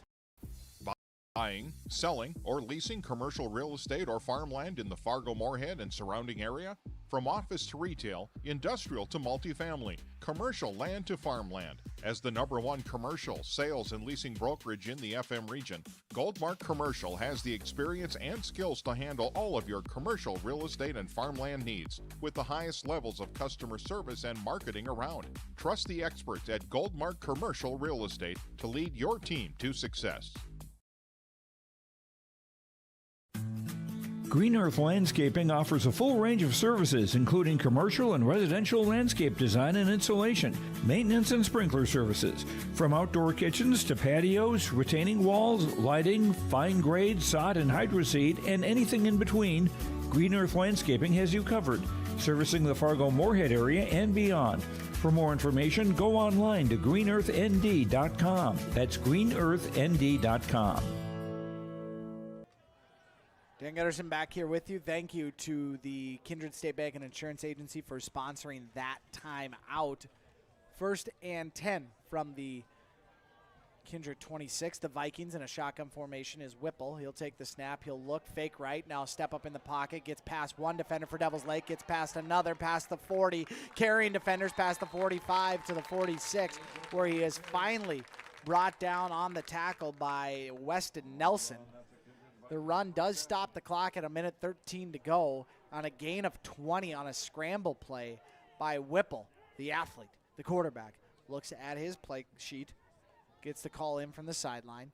Clock now starts as they set the chains. Whipple takes a snap, looks left, throws left, has a man, running free is Hess, into Devils Lake territory, past the 30, there he goes for the touchdown!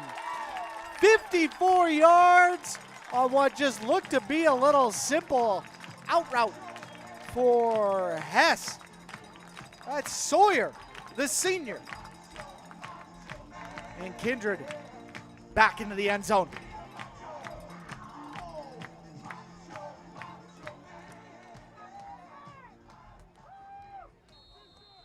A 54-yard touchdown reception gave Whipple to Sawyer Hess.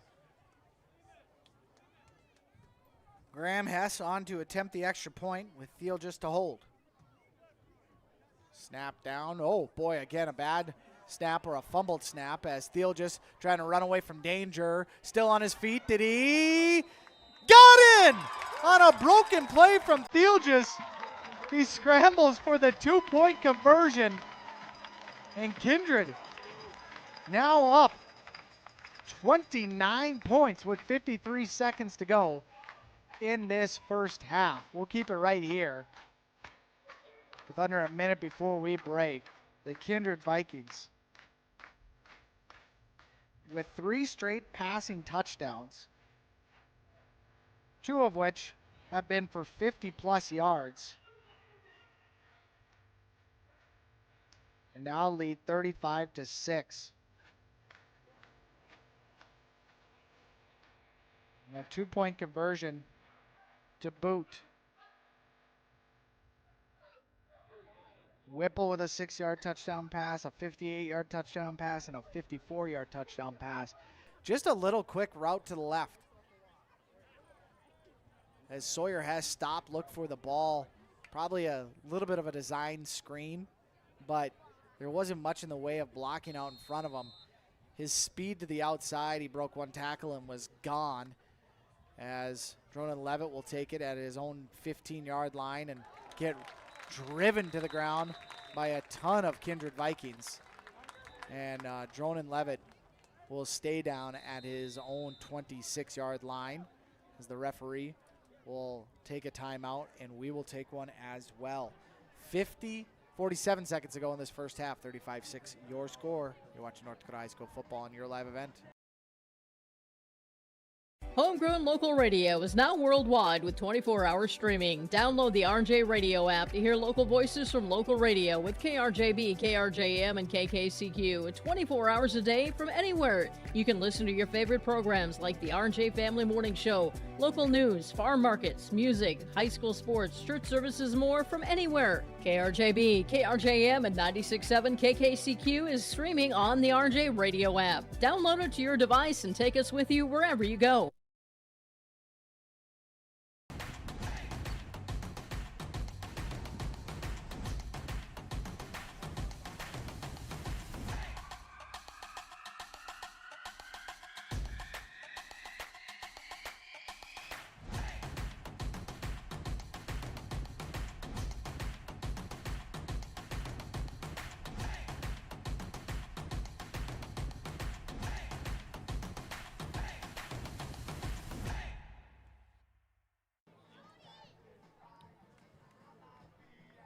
Thankfully, Jonah Levitt was able to get up and is walking off under his own power.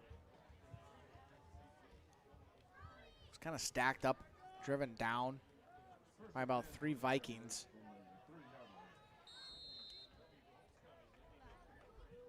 And a tough time getting up as he landed hard on his back. Offensively, Devils Lake with a lot of work left to do as they're going to hand it off. We haven't really heard from Exner a lot tonight, but a great run on first down as he gets up to the Devils Lake 43-yard line. Johnson will have to come out because the helmet has come off.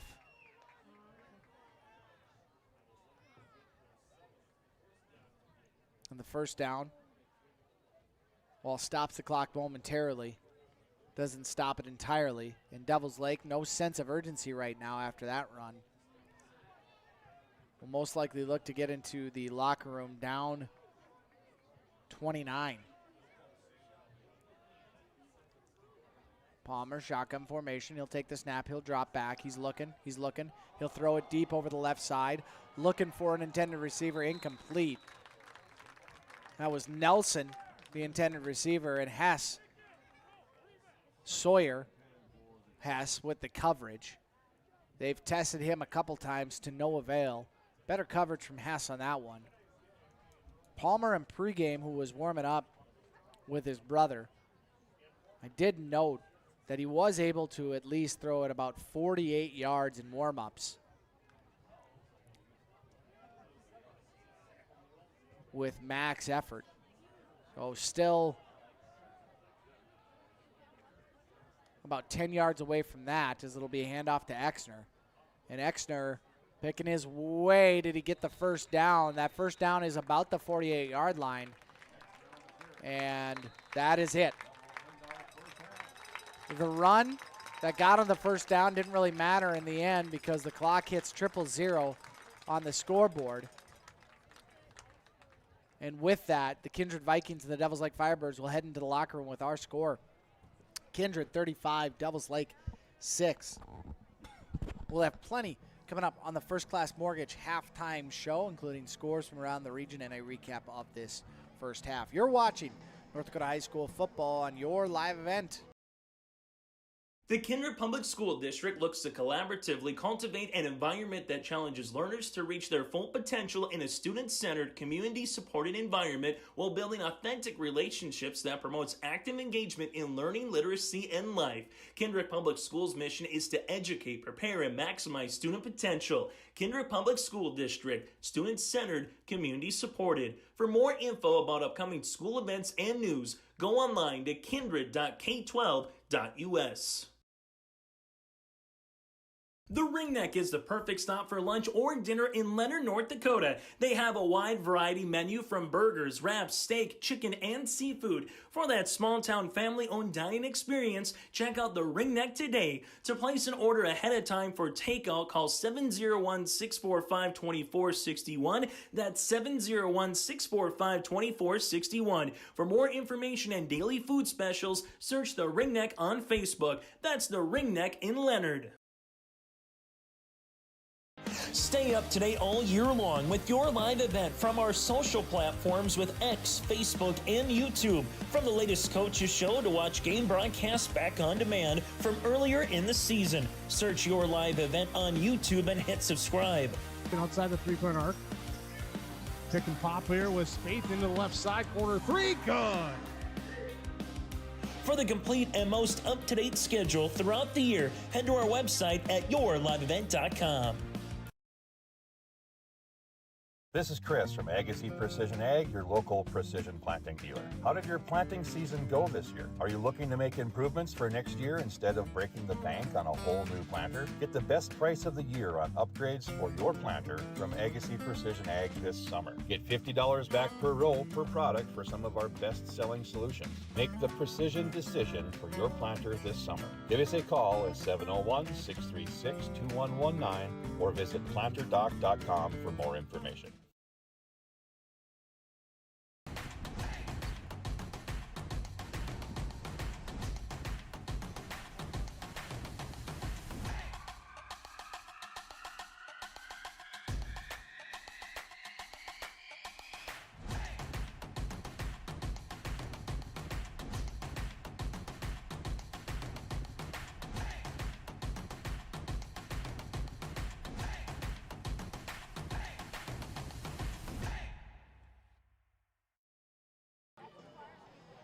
Welcome back, everybody, to the Horace High School football field for this halftime show, brought to you by First Class Mortgage, locally owned and operated. First Class Mortgage is more than just our company name. It's the way they do business. Whether it's buying a new home or refinancing existing mortgage, their dedicated team takes the time to understand your financial situation. They provide first-class service, first-class knowledge, and a first-class experience at the lowest interest rates. For more information, go online to firstclasscorp.com. 35-6 our score. A lot of big plays in that first half. Obviously more from Kindred than from Devils Lake.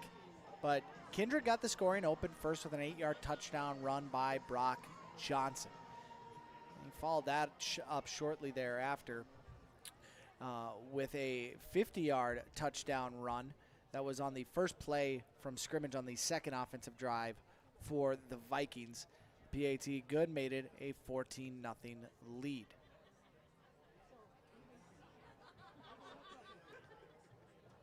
Devils Lake would answer back later in that first quarter. A couple fourth down conversions from Palmer. Mason found his brother Max on a 4th and 6 with a 15-yard touchdown pass. A few plays later, he found Heilman over the middle for a 13-yard touchdown pass on a 4th down play with 46 seconds to go. PAT no good, made it 14-6 at that point, and from there on out, it has been all Kindred.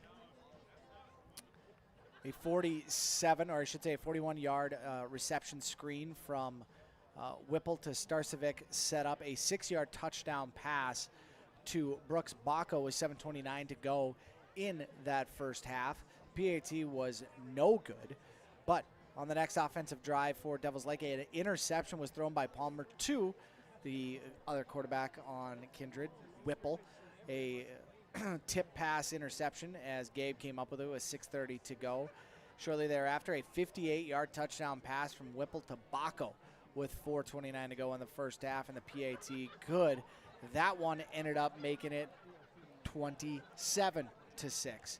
And then right towards the end of the first half, a 54-yard touchdown pass from Whipple to Sawyer Hess, a quick little out to the left side that Hess did the rest with, going all the way to distance for the touchdown. A 2-point conversion, not on purpose, but more so on accident, was had and scored by Kindred, which is where we ended up with a 35-6 score as it stands at this halftime break. We'll come back. When we do, we'll have scores from around the region, 9-man all the way up to AAA. You're watching North Dakota High School football on your live event. State and farmland needs with the highest levels of customer service and marketing around. Trust the experts at Goldmark Commercial Real Estate to lead your team to success. Green Earth Landscaping offers a full range of services, including commercial and residential landscape design and installation, maintenance and sprinkler services. From outdoor kitchens to patios, retaining walls, lighting, fine grade, sod and hydroseed, and anything in between, Green Earth Landscaping has you covered, servicing the Fargo-Moorhead area and beyond. For more information, go online to greenearthnd.com. That's greenearthnd.com.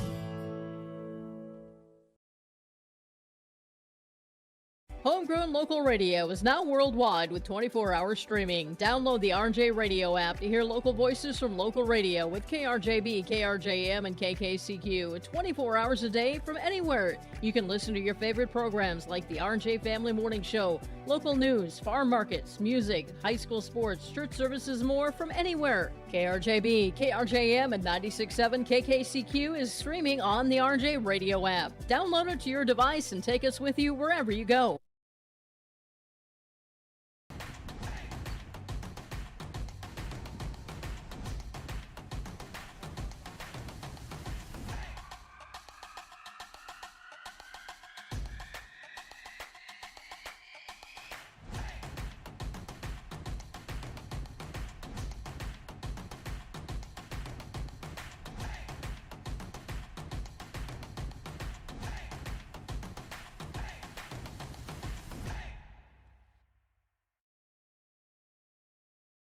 The Kindred Public School District looks to collaboratively cultivate an environment that challenges learners to reach their full potential in a student-centered, community-supported environment while building authentic relationships that promotes active engagement in learning, literacy, and life.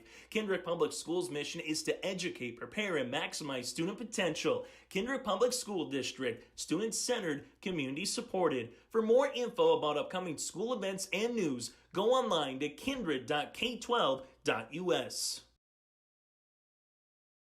The Ringneck is the perfect stop for lunch or dinner in Leonard, North Dakota. They have a wide variety menu from burgers, wraps, steak, chicken, and seafood. For that small-town family-owned dining experience, check out the Ringneck today. To place an order ahead of time for takeout, call 701-645-2461. That's 701-645-2461. For more information and daily food specials, search the Ringneck on Facebook. That's the Ringneck in Leonard. Stay up to date all year long with your live event from our social platforms with X, Facebook, and YouTube. From the latest coaches show to watch game broadcasts back on demand from earlier in the season. Search your live event on YouTube and hit subscribe. Outside the three-point arc. Pick and pop here with Spaeth into the left side corner. Three, good. For the complete and most up-to-date schedule throughout the year, head to our website at yourliveevent.com. Back here on the First Class Mortgage halftime show, Dan Gunnarsson with you from Horace, North Dakota, home of the Horace Hawks, who are not home today. They're actually on the road. They are taking on Grand Forks Red River. That score right now, Horace 21, Red River nothing. That one late in the second. Meanwhile, the number 1 team, Minot North, is up 27-0 over Williston. That one with about 3 minutes to go in the first half. Minot North, of course, the number 1 team in 2A. Horace moving up to 3A this year after winning that state championship last year. Davies up 42-0 on Minot, 6-0, or I should say 27-6. Legacy with a stunner right now at halftime over West Fargo Cheyenne. This in the Class 3A level. Century and Shanley at 6-3 at the half. 6-6 at the half between Bismarck and West Fargo. Meanwhile, Fargo North up 21-14 on Mandan. The stunner there that we'll keep our attention on is Legacy over number 1 Cheyenne, 27-6. That one at Cheyenne. At this level, Class 2A, Kindred, as you know, up 35-6. We got some other updates. Central Cass up 14-0 with 9 minutes to go in the second quarter on Watford City. A final between Grand Forks Red River and St. Mary's. It's 23-12, a victory for Red River at home and an upset over number 5 St. Mary's. Wahpeton down to Jamestown, 13-6, about halfway through the third quarter in that one, with Fargo South up on Dickinson, 17-7 all the way out west. That one just getting underway in the second quarter. Velvet Drake Animos, the number 1 team and reigning Class A champion, is down at halftime 10-0 to Harvey Wells County. Looking at some other games of note. Dickinson Trinity up 20-7 on Shiloh Christian. That one at the half. Langdon area Munich versus Valley City. That one no score reported at this time in the Class A level. We move over to the 9-man side of things. New Rockford Cheyenne at the half up on St. John 48-0. North Border, New Rockford Cheyenne, Maddock, the number 1 team. North Border, the number 3 team in the state, is up 38-14 on 4 wins. Linton HMB up 44-0 on Standing Rock. Linton, of course, the number 4 team in the state. The number 5 team, Grant County Flasher, 22-0 over Beach. The number 5 team, Mulhall Lansford Sherwood. They're up 36-8 on Dunseith. Looking at some other ones. Richland versus Hankinson. Hankinson up 46-0 on Richland. South Border up 33-0 on Enderlin. Wyomere Lidgerwood up 18-14 with 2 minutes to go in the second quarter. 18-14 up on Hatton Northwood, and 8-0 Greg's Midkota up on Maple River. That one late in the second quarter as well. Those are the updates from around the state of North Dakota. We'll make sure, and if anything goes final, either throughout the game or at the end, any game of interest, we'll make sure and bring it your way. The First Class Mortgage halftime show, locally owned and operated. First Class Mortgage is more than just our company's name. It's the way that they do business. Whether you're buying a new home or refinancing your existing mortgage, their dedicated team takes the time to understand your financial situation. They provide first-class service, first-class knowledge, and a first-class experience at the lowest interest rates. For more information, go online to firstclasscorp.com. Thank you very much, First Class Mortgage, for bringing us our halftime show. When we come back, the second half gets underway from the Horace High School football field in Horace, North Dakota. You're watching North Dakota High School football on your live event. This is Chris from Agassiz Precision Ag, your local precision planting dealer. How did your planting season go this year? Are you looking to make improvements for next year instead of breaking the bank on a whole new planter? Get the best price of the year on upgrades for your planter from Agassiz Precision Ag this summer. Get $50 back per row per product for some of our best-selling solutions. Make the precision decision for your planter this summer. Give us a call at 701-636-2119 or visit planterdoc.com for more information.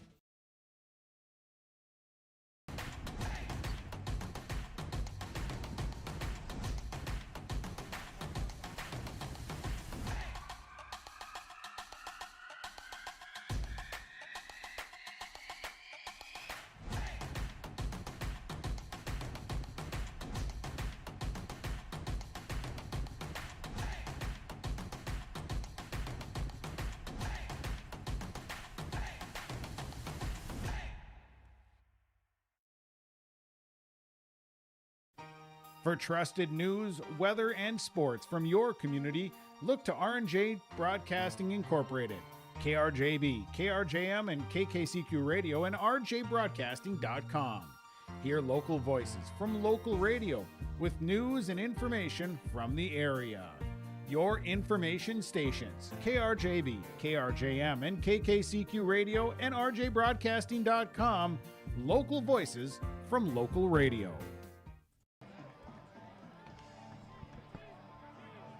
Dan Gunnarsson, Max Bernier back with you here from Horace High School.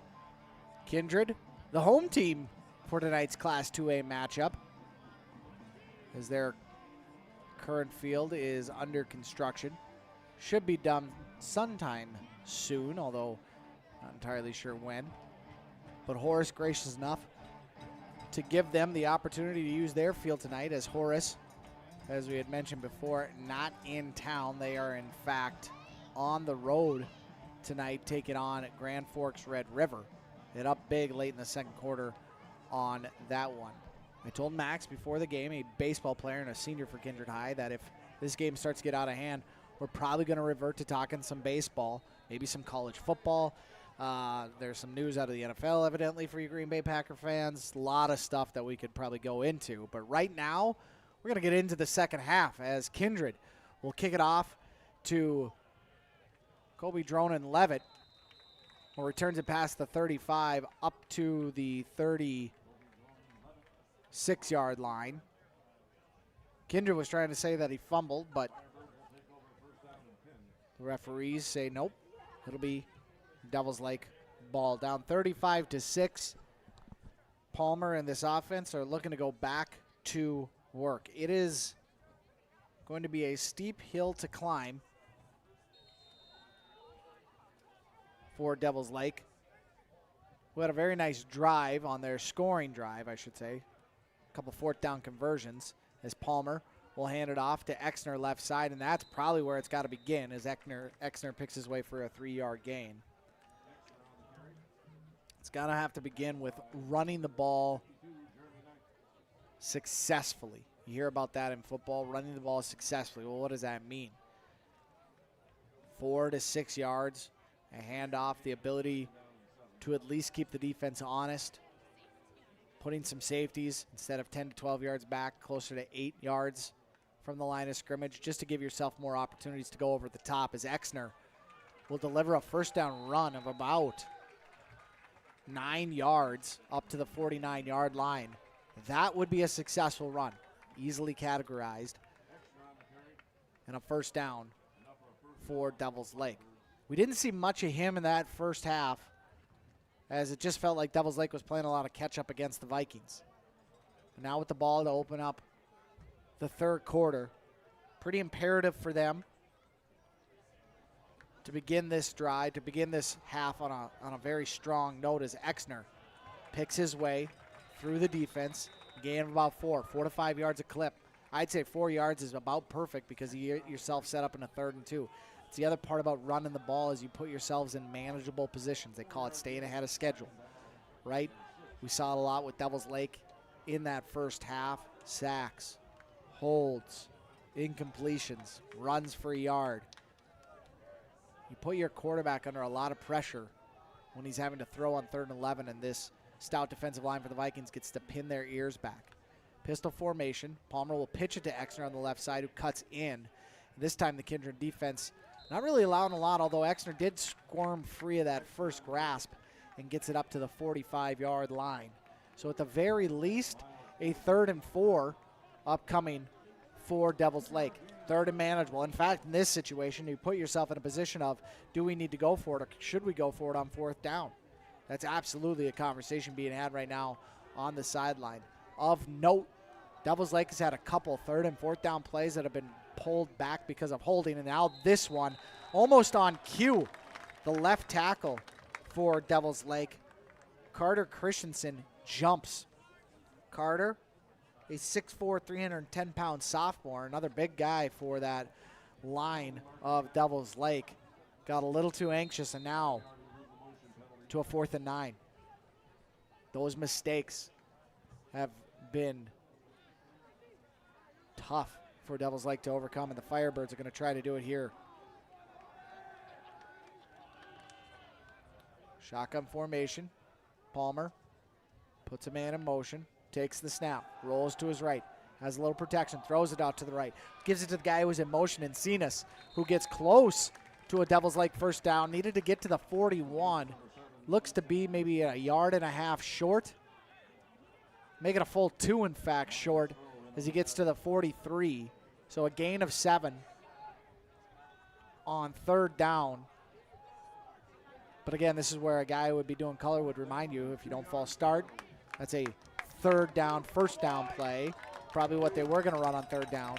And now you've moved the chains instead. 7 yards, while solid, now puts you in a position of 4th and 2. You have to go for it, down 29. Exner, nice run up the middle. Great hole made by that offensive line of Devils Lake, and a first down for the Firebirds. Gain of about 5, in fact, on 4th and 2. So solid run by the Firebirds. Exner, we've heard more from him in this half already, in this quarter, in fact, really in the last 4 minutes than we did in the first 24 of game action. Devils Lake at the break. Coach Lamrech and his assistants got together and said, let's go back to the basics. Let's run in between the tackles, in between the guards, and let's try to use some of our weight to lean on this defensive line. Now you're starting to see the safeties creep up in the box. Then you've got a play like that. What a job by the linebacker. Shooting in. Tannen Johnson, who has had one heck of a game from that linebacker spot tonight. Tannen Johnson, the Mike linebacker for Kindred, with a tackle for loss. He's had 2 sacks to this point. That one, a 4-yard loss, a 4-yard TFL, as the pitch to the outside was blown up by Johnson. He has been their defensive star tonight. Big game for him. And Palmer in this offense will work to overcome it. Shotgun, looks left, standing. Standing will have to roll right, has some room to the right, has a ton of room to the right, to the 40, to the 35, to the 30. Will step out of bounds past the 30, up at the 27-yard line. A first down. No flag on the play. Nope, they moved it back to the 30. I was looking at the far lineman to try and determine where that ball ended up at. As it stands, a 12-yard scramble. So he needed about 14 for the first. Got 12 of it back and sets up a 3rd and 2.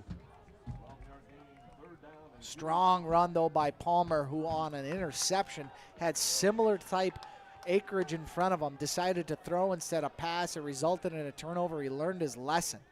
One of the things we heard from Coach Lamrech on the pregame show is he said, I don't have to be hard on this guy because he's already hard enough on himself. Here comes the pressure. Palmer will scramble out right. Has a room. Taken down at about the 28. And we have got let's see what the spot. I think it's enough for a first down, and it should be. It is. Needed 2, got 3. First down, Palmer, as he moves the chains. A 5-minute drive to this point for Devils Lake, down 35-6.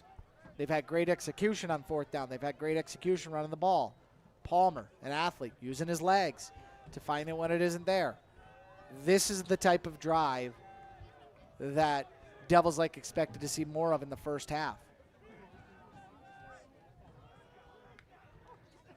Exner up the left side. Johnson, he shed the Johnson tackle. Exner with a good, gritty run. Give him about 5 yards up to the 22-yard line. Exner, a 6', 205-pound senior, runs kind of up and down, which you don't want to see from your running back. Want to see those shoulder pads a little bit lower. You want guys to shed off you if they're trying to tackle you. But his leg strength so strong that he's just getting people off of it anyways. They ran that play before, the little fake wheel route, or bubble screen if you will, with the inside handoff to Fee. And I don't know if Cade Fee fell down or if he went down on purpose. Either way, it's no gain on the play. It will set up about a 3rd and 5.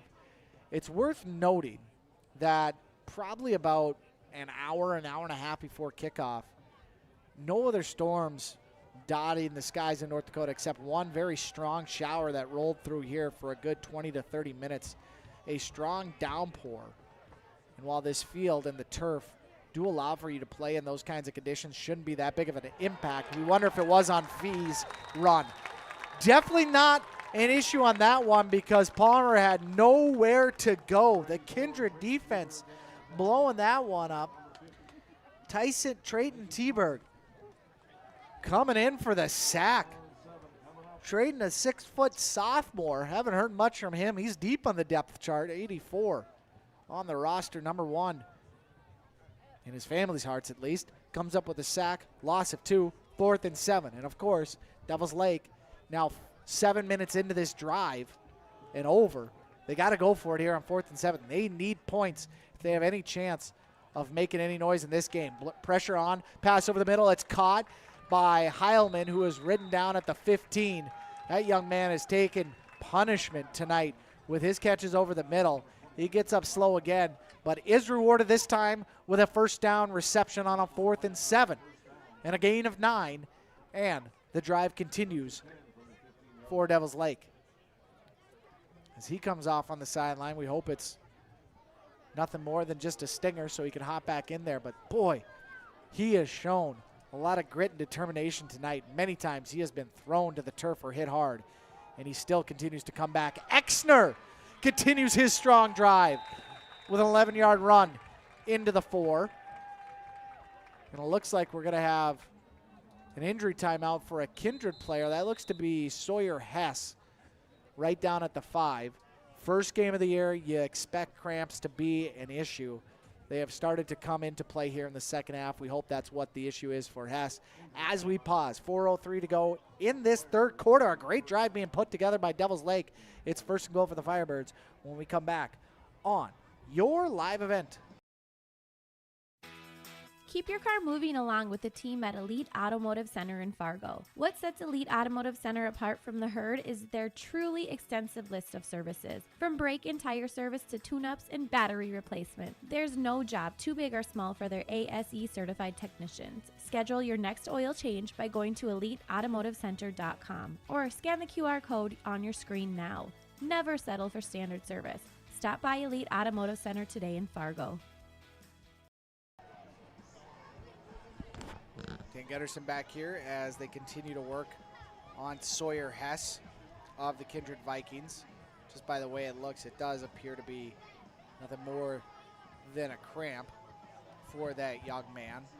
Again, first game of the year for both of these schools. First game of the year for all schools in 2A and all schools in 3A across the state of North Dakota. College football, of course, getting underway in earnest tomorrow, first Saturday of the college football season. North Dakota State University taking on the Citadel in Charleston, South Carolina. Had some football last night.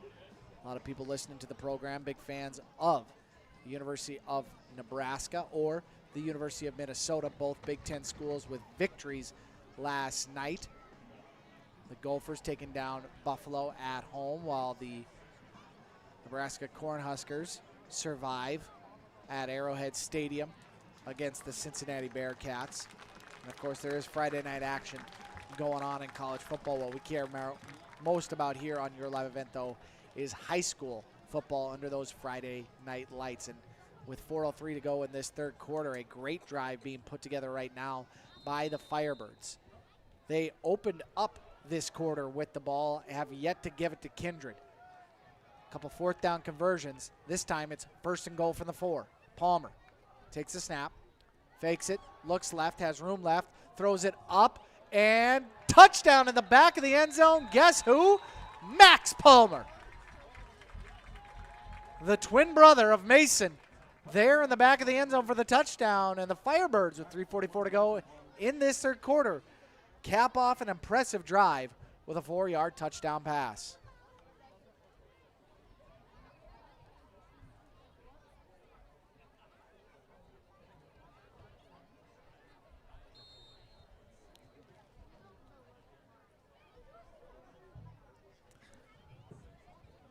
Firebirds right now down 23 points. Look to appear going for 2, and they will. With the ball on the 3-yard line. Shotgun formation. Exner in the backfield with Palmer. Takes a snap, fakes a handoff, throws it left, and picked! And in high school football, you cannot return that for 2 points. And I don't think it was widely known that you couldn't do that. And in trying to return the pass for a touchdown, Mike Thielgis ends up coming up a little bit lame, Miles, as he walks back to the sideline. Great jump on the ball from that inside position, though, by Thielgis. Still doesn't take away, though, from what a great drive the Devils Lake Firebirds put together. That last timeout, by the way, brought to you by Kindred State Bank and Insurance Agency. Our thank you to them for sponsoring our timeouts. From banking to insurance, let Kindred State Bank and Insurance Agency handle your request. For more information, go online to kindredstatebank.com.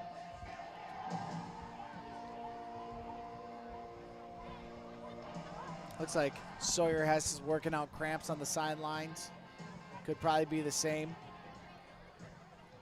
for Thielgis after intercepting the 2-point conversion attempt. As with 3:44 to go in this third quarter, a touchdown pass from Palmer to Palmer.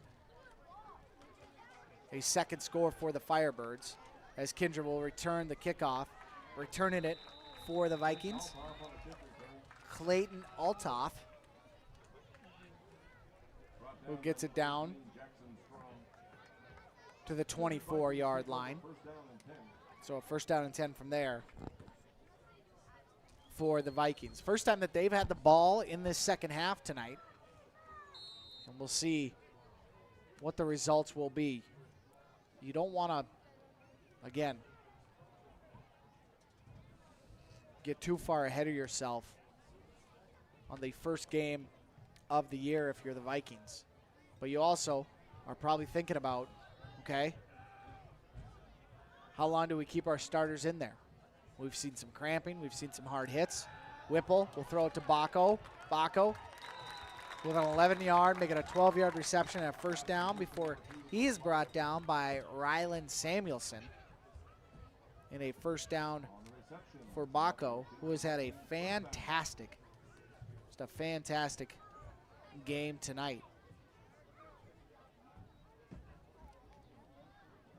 A couple touchdowns for the young man who has got a bright future in front of him. It'll be a shotgun formation for Kindred. Going to be a run to the left, and Johnson busts it to the 50, to the 30, and he is not going to be caught. A 64-yard touchdown run for Brock Johnson, number 3 on the night. And the Vikings, on their first offensive possession of the second half, 2 plays. Total of 76 yards and a touchdown on that one. A 64-yard run for Brock Johnson. Number 2 in distance tonight for him. 3 total for the junior running back.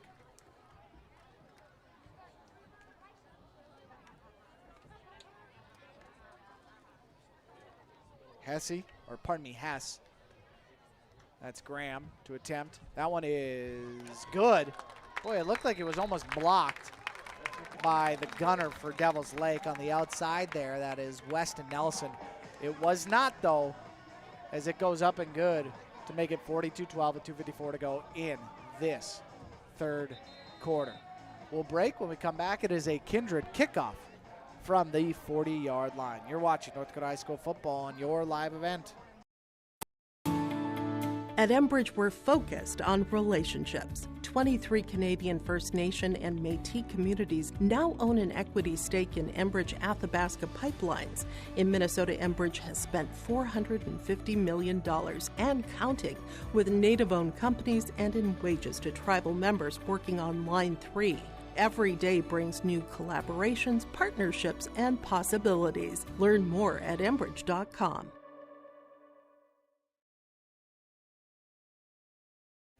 Make your stop before or after the game at the Knickerbocker in Hickson, North Dakota. Stop out throughout the week for mouth-watering lunch specials weekdays and mark Friday nights down on the calendar for prime rib, ribeye steak, or some walleye at the Knickerbocker. For more information or to find out about daily specials, give the Knickerbocker a like on Facebook by searching the Knickerbocker. Great food and good people. You can find it all at the Knickerbocker in Hickson, North Dakota.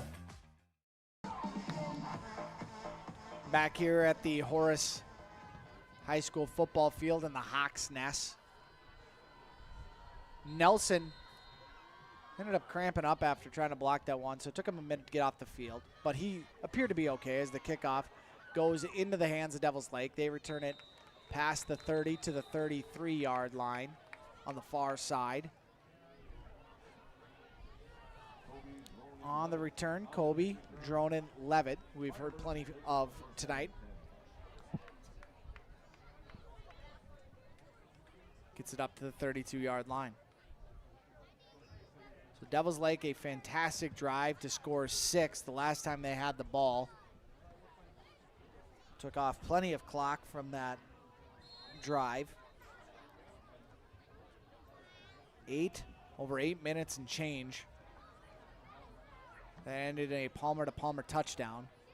A lot of it, though, to get to the position that they were in, were on the legs of Exner, who drives his legs up to the 36-yard line. And a gain of 3 on the play.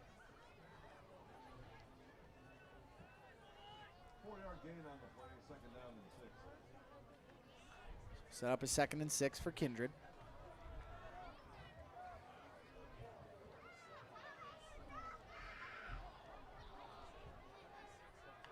Palmer takes it. Little counter action there from Exner, who finds some room over that right side as he is then met at the 40 for a gain of 4. Number 50, Lincoln Swenson in on the tackle. Kindred, as we've noted, moving up to Class 2A. One of the teams that vacated Class 2A was Fargo Horace.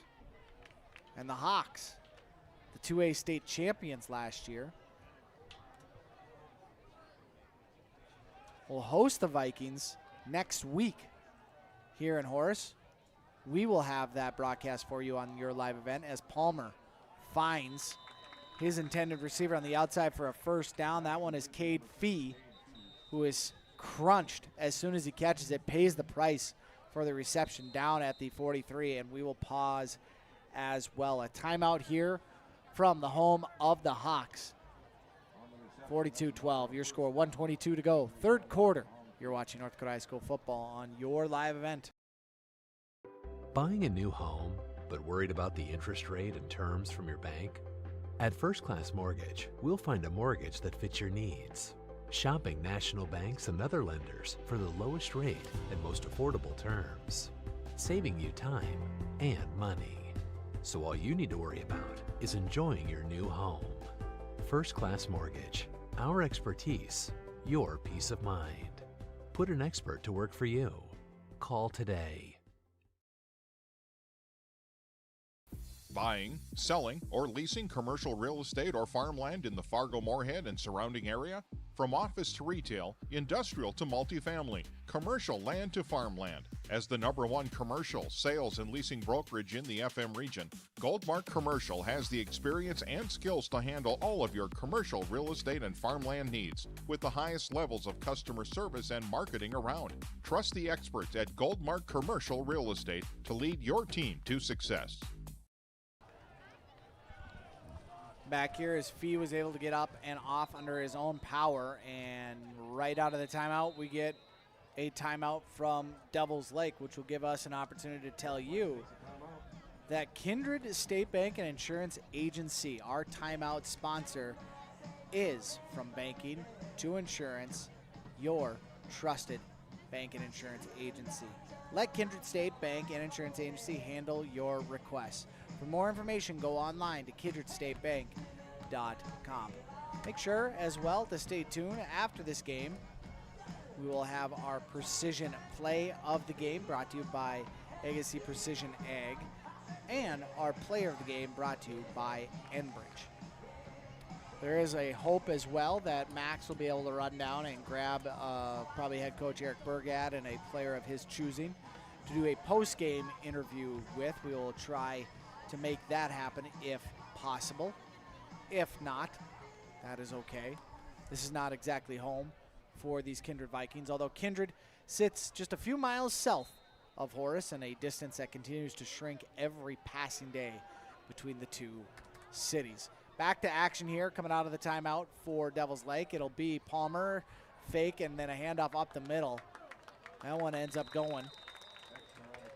Lost the number, but based on that play, it is Exner, who gained very little, almost next to nothing. In fact, it is nothing, so it'll be a 2nd and 10. Coming up for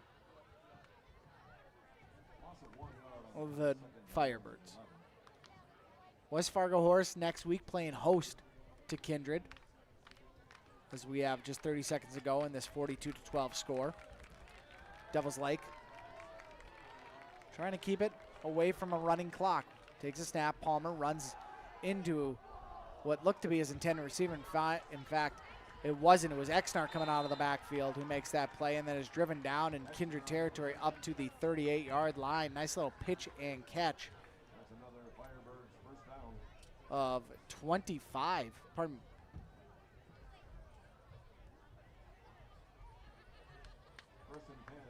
$19. I got a little ahead of myself. Gave it 5 more yards than I needed to. The 19-yard pitch and catch will be the final play of this third quarter, with the Kindred Vikings up by 30 over the Devils Lake Firebirds, 42-12. When we come back, fourth quarter action from Horace High. You're watching North Dakota High School football on your live event. Green Earth Landscaping offers a full range of services, including commercial and residential landscape design and installation, maintenance and sprinkler services. From outdoor kitchens to patios, retaining walls, lighting, fine grade, sod and hydroseed, and anything in between, Green Earth Landscaping has you covered, servicing the Fargo-Moorhead area and beyond. For more information, go online to greenearthnd.com. That's greenearthnd.com.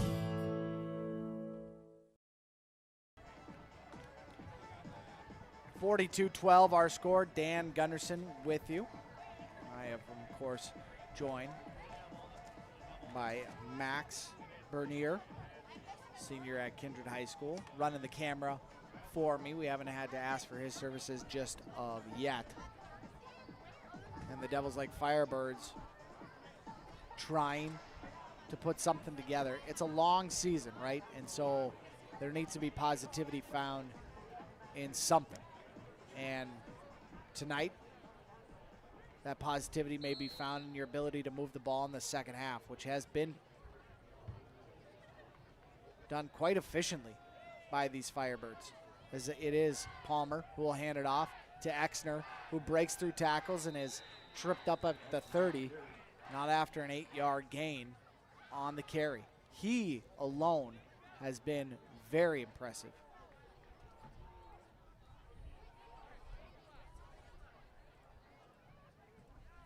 For this Devils Lake Firebirds team. A team that after tonight will be taking on Central Cass. Devils Lake, mind you, is in the Division IIA West region. And so these are non-divisional games as Exner tries to find room up the middle on a 2nd and 2 and is pushed down right at the line of scrimmage. Now we have a player down for Kindred.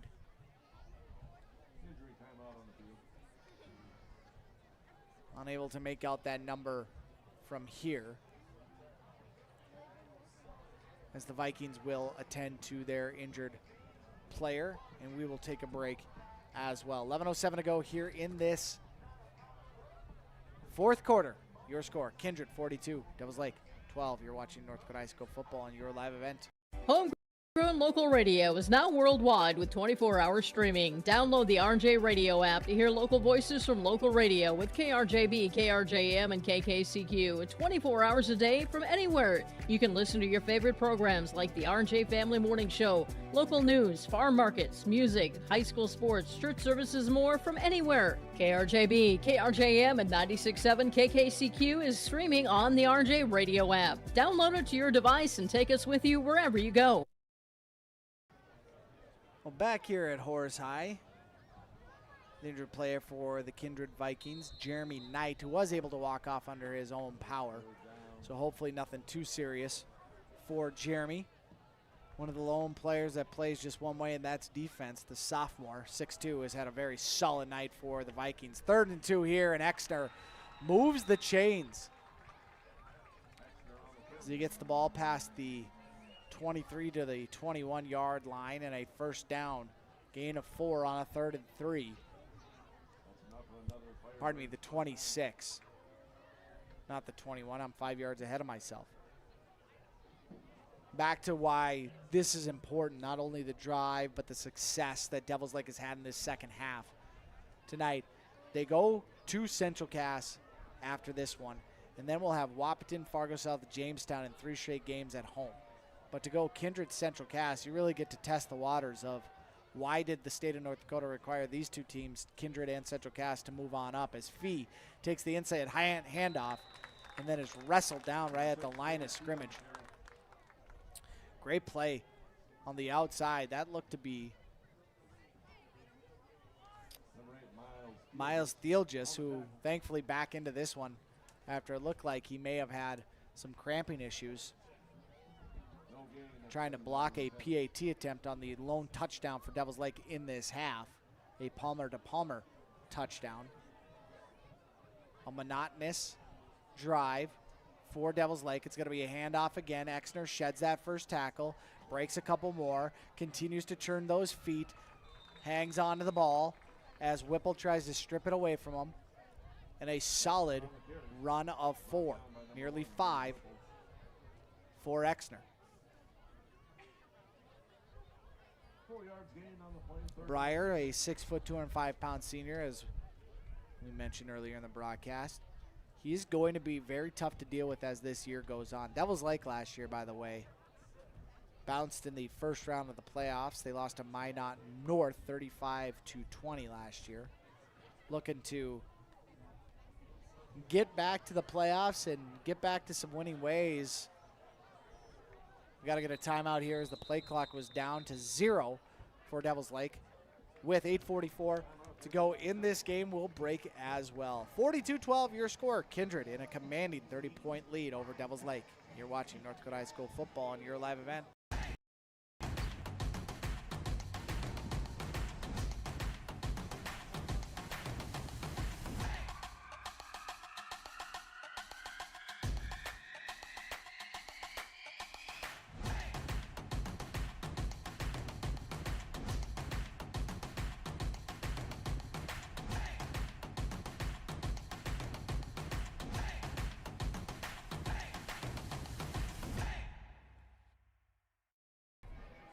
Our thanks to Kindred State Bank and Insurance Agency for sponsoring that timeout. Kindred State Bank and Insurance Agency, from banking to insurance, like Kindred State Bank and Insurance Agency, handle your requests. For more information, go online to kindredstatebank.com. The rest of the season for the Thunderbirds doesn't necessarily lie on how they perform in the last 8:44 of this quarter.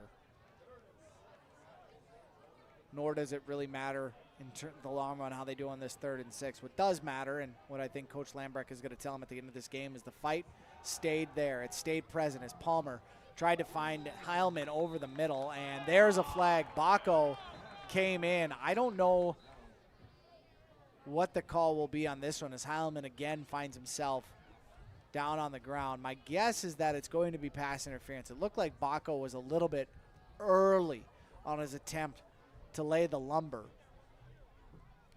But with multiple flags coming out around the same time, might it be a personal foul?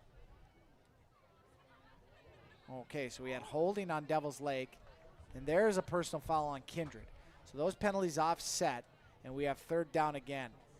So there is the flag laying at the 25, which of course would indicate holding. That question that I had, which was answered on the play that Baco made driving down on the receiver, was personal foul or pass interference. I thought he was a tish early, but my hunch was correct in the personal foul thought because of the way that he hit up high Heilman.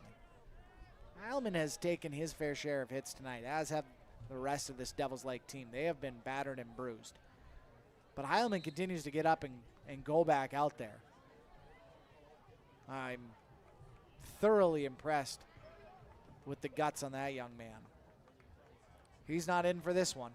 Palmer in the backfield with Exner, puts a man in motion.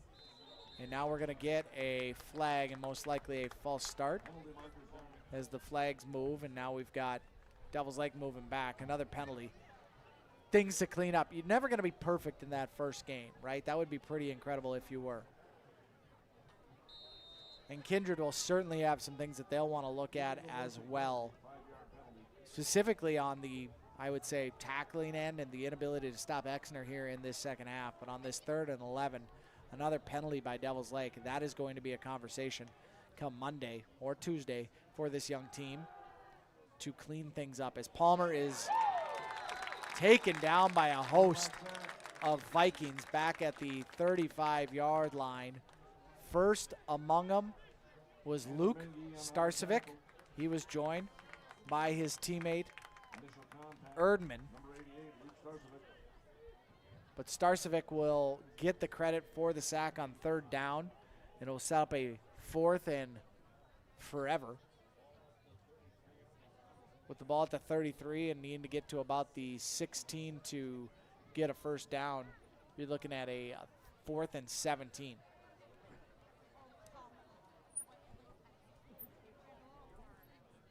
And they're going to try a field goal from here as Exner will get it, snap, down, kick is up, and it is no good.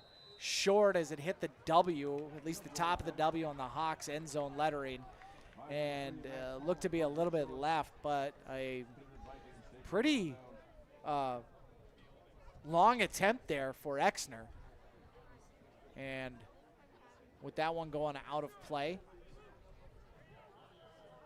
and out of bounds, it ends up being a touchback for Devil's Lake. So the risk that you run, I suppose, is, hey, if I don't make this, then hopefully it goes out of the back of the end zone and we can say, all right, we've got a touchback on our hands. Or you never know. Maybe it does go in.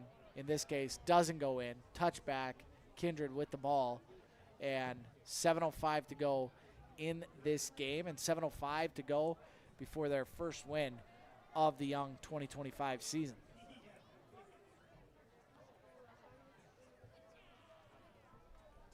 Taking the snap will be a new quarterback, a new offensive setup for the Kindred Vikings. So patience with me as I figure out who is going to be playing where for Kindred as Johnson comes out of the game. Starting now at quarterback for the Kindred Vikings, or I should say playing, is Jackson Schliemann. Thank you, Max. Jackson Schliemann, a 5'10", 140-pound sophomore, and a shotgun formation for Kindred. And he'll fake the handoff. He'll roll to his left. He'll throw a nice ball out to his left, and that one is not able to be brought in on the outside by Javin Johnson. A little bit high on the ball from Jackson.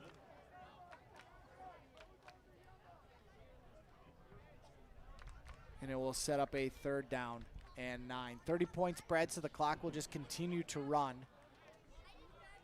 in this one. So Kindred, with no sense of urgency really, but passing is not a sign of unsportsmanship. It's going to run regardless. And with a young man like this, you kind of want to know what you may have at the quarterback position. As he'll hand it off over that left side is Graham Hess, who has got room and then is wrestled down, stayed in bounds. But Hess with a good run on third down won't get him a first. And so the punting unit for the Vikings will come on out. That includes Starcevic. Wait, don't believe we've seen punt yet tonight. This will be number 1 for him. So he stands back on his own 15. Devils Lake, Dronin Levitt. Back to receive with Rylan Samuelson. Starcevic, great punt, high in the air, end over end kick will land just shy of the 45 and then end up going out of bounds at the 43-yard line, where Devils Lake will take over with 4:44 to go in this first game of the year between the Devils Lake Firebirds and the Kindred Vikings. And the backups are starting to file in as the Kindred faithful cheer their approval for the Vikings, who are well on their way to their first win in the Class 2A realm. A bigger and tougher one awaits them tomorrow. The West Fargo Horace Hawks, last year's 2A state champions, will host the Vikings.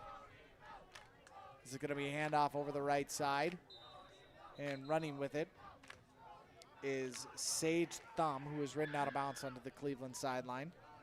Firebird sideline.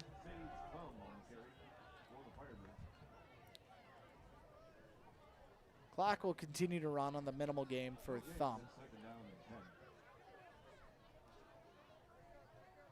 Speaking of West Fargo, Horace as they're called. I like to refer to it as just Horace. 27-0 at the end of 3. They're up on Grand Forks Red River. While Minot North is putting an absolute thumping on Williston, 41-0. So a couple scores that will be going final shortly. We'll have more for you in this post-game show as Thumb runs it over the right side. Strong game. No Exner right now, although Palmer is still in this one. Some other 3A games that we have going on. Fargo North up 27-14 over Mandan with 10 to go in the third. At half, it's 6-6 still. West Fargo versus Bismarck. Shanley up 12-6 on Century, the number 3 ranked Patriots. 11:45 to go in the fourth, so that one just underway. Fargo Davies with a 42-7 lead over Minot, the number 2 team against the number 5 team. That one just to the east of us. We can see actually the lights from here as the Eagles playing host to the Magicians of Minot High, as it's going to be another handoff and another run for Thumb, and Thumb will get the first down.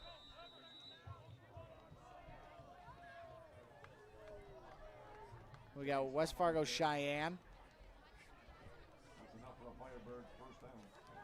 losing right now to Legacy of Bismarck, 34-18 with 11 to go in the fourth. Why is that game of significance? Well, Legacy, who is receiving votes in our first initial AAA poll, is beating the number 1 ranked team in the state of North Dakota at the AAA level. Of course, West Fargo Cheyenne lost a lot of talent off of last year's squad, a title winning team, but a powerhouse nonetheless in the state of North Dakota. So it is a bit shocking to see that score through the first game of the season. Nice play on the outside. What a tackle by Fisher Johnson. The 5'11 junior came shooting in from the outside linebacker position to make a strong tackle on first down and a loss of 2. With under 2 minutes to go in this one, we will have, like I said, in the post-game show, some other scores from around the state. 2A, 1A, 9-man high school football back in full force. We will also name our precision play of the game along with our player of the game for this one, as we're going to get a false start on Devil's Lake. That precision play of the game brought to you by Agassi Performance Ag, your local precision planter dealer, Agassi Precision Ag in Hillsboro. Make sure to call 701-436-2119 or visit planterdoc.com. And of course, the player of the game brought to you by Enbridge. Life takes energy. Enbridge, energy for life. Enbridge.com for career opportunities. Under a minute 30 to go as Palmer will hand it off, thumb over that left side. And again, Fisher Johnson there. Nice little showing for the young man off that outside. This is an opportunity as well in mop-up duty to show something. Injuries are going to happen. You're going to have guys that are going to miss halves, quarters, plays. These are the reps that you get early on, but if you show something to the coaches at this point, they're going to have so much more faith in you moving forward, whether it be in the special teams area or whether it be on defense in full. And Fisher Johnson has done a fantastic job of showing up and showing out in the limited snaps that he has got in this first game of the season. Palmer, save play, thumb, will just run up the middle and then is taken down for a loss on this third down play. And that's it. That'll be the last play of this game for Kindred and Devils Lake, as the game clock will expire before another play has to be ran. 42-12 will be your final. Kindred starts their first year in Class 2A with a bang. A 30-point victory over the Devils Lake Firebirds. Not much of a difference between Double A and Single A. That's kind of what Kindred feels after one 48-minute contest. Next week, though, a tougher challenge awaits for the Vikings. For now, they celebrate this 42-12 victory. We break. When we come back, the post-game show from the Hawk's Nest here in Horace, where we will name our Agassi Precision Ag Precision Play of the Game and our Enbridge Player of the Game. You're watching North Dakota High School football on your live event. The Kindred Public School District looks to collaboratively cultivate an environment that challenges learners to reach their full potential in a student-centered, community-supported environment while building authentic relationships that promotes active engagement in learning, literacy, and life. Kindred Public Schools' mission is to educate, prepare, and maximize student potential. Kindred Public School District, student-centered, community-supported. For more info about upcoming school events and news, go online to kindred.k12.us. We're into overtime here, overtime. We're into the post-game show as our cameraman Max Bernier makes his way down to find Coach Bergad and a player. So we're going to hang off on naming the player of the game by Enbridge, but we're going to talk through this 42-12 final between Kindred and Devils Lake. Brock Johnson really got things underway. He had an 18-yard run on that first drive, followed that up with an 8-yard touchdown run, the first score of the season for him. It wouldn't be much longer until he had another one, a 50-yard scamper. Took about 8 seconds in that first quarter to give Kindred a 14-0 lead. The first quarter was far from over, though, as Mason Palmer found Max Palmer for a 15-yard pass on a 4th and 6, and then followed that up with a 13-yard touchdown pass to Heilman with 46 seconds to go in this first quarter. It was 14-6 at that point, but from there on out, it was Kindred, specifically Gabe Whipple. He had a 6-yard touchdown pass to Brooks Baco with 7:29 to go in the second quarter. He followed that up with an interception on the defensive drive. Then a 58-yard touchdown pass to Baco with 4:29 to go. Tannen Johnson had a 9-yard sack in between there, but then Whipple said, not done yet. A 58-yard touchdown pass to Sam Hess with 53 seconds to go, which really, in my mind, ended up being the dagger of the play. And while it's not the Agassi precision play of the game, it really was a momentum changer. However, we'll get through the last few scores were a 4-yard touchdown pass from Mason Palmer to Max. The 2-point conversion was no good, and then a 64-yard touchdown run by Brock Johnson, his third run of the game for Kindred. However, our Agassi precision play of the game, we're going to go back to that second quarter, and that 58-yard touchdown pass from Whipple to Baco, where he found his big receiver all alone in the secondary for a long touchdown, the longest passing touchdown of the game for the Kindred Vikings, and they end up coming away victorious. The final score, of course, 42-12, but that 58-yard touchdown strike from Whipple to Baco, our precision play of the game, brought to you by Agassiz Precision Ag, your local precision ag dealer. Agassiz Precision Ag in Hillsborough. Call 701-436-2119 or visit planterdoc.com. Thank you again to Agassiz for sponsoring that play of the game. We'll take another break. When we come back, we hope to be joined by Coach Bergad and a player to be named from the Kindred Vikings and get you some updates from around the state. You're watching North Dakota High School football on your live event. The Ring Neck is the perfect stop for lunch or dinner in Leonard, North Dakota. They have a wide variety menu from burgers, wraps, steak, chicken, and seafood. For that small-town family-owned dining experience, check out the Ring Neck today. To place an order ahead of time for takeout, call 701-645-2461. That's 701-645-2461. For more information and daily food specials, search the Ring Neck on Facebook. That's the Ring Neck in Leonard. Stay up to date all year long with your live event from our social platforms with X, Facebook, and YouTube. From the latest coaches show to watch game broadcasts back on demand from earlier in the season. Search your live event on YouTube and hit subscribe.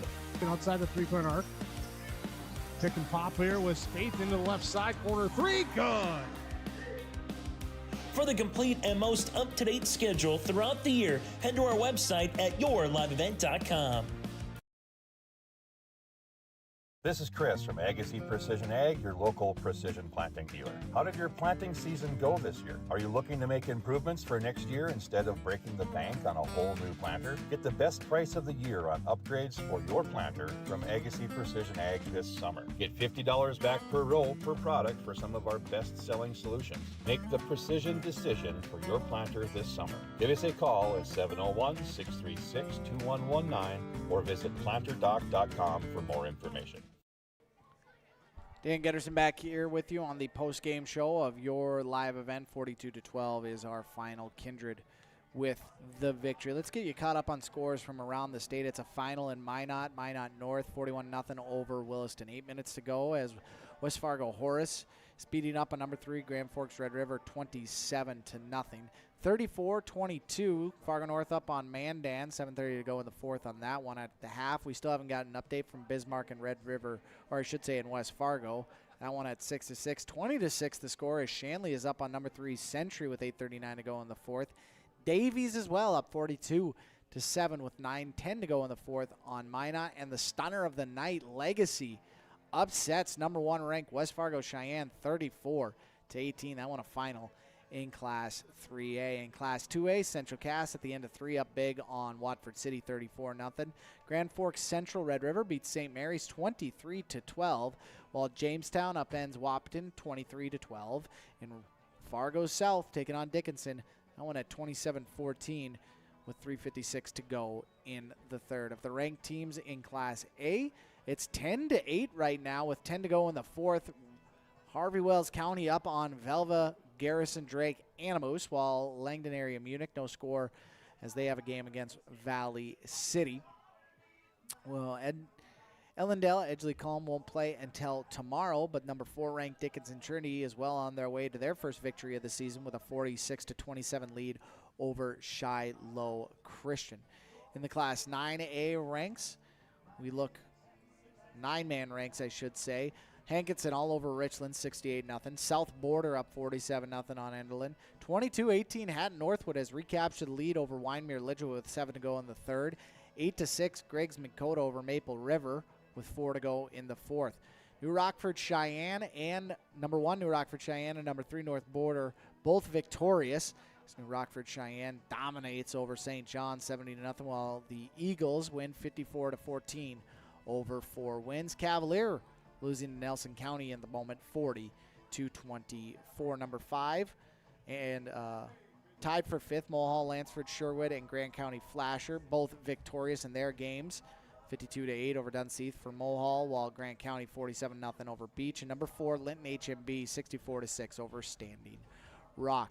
That'll do it for our out-of-town scoreboard. When we come back, we are joined by head coach of the Kindred Vikings, Eric Bergad, and looks to be I've got Brock Johnson behind me. No, I have got Miles Stroh behind me. We got the offensive line represented. I can about imagine why. We'll talk to both of them when we come back here on your live event.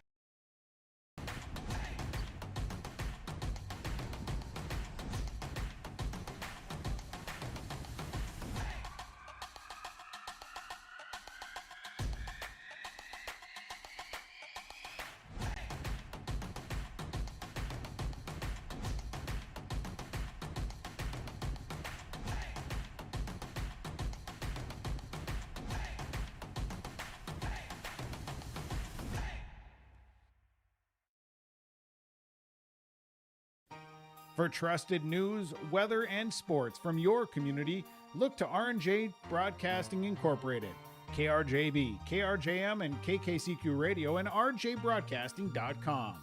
Hear local voices from local radio with news and information from the area. Your information stations, KRJB, KRJM, and KKCQ Radio, and rjbroadcasting.com.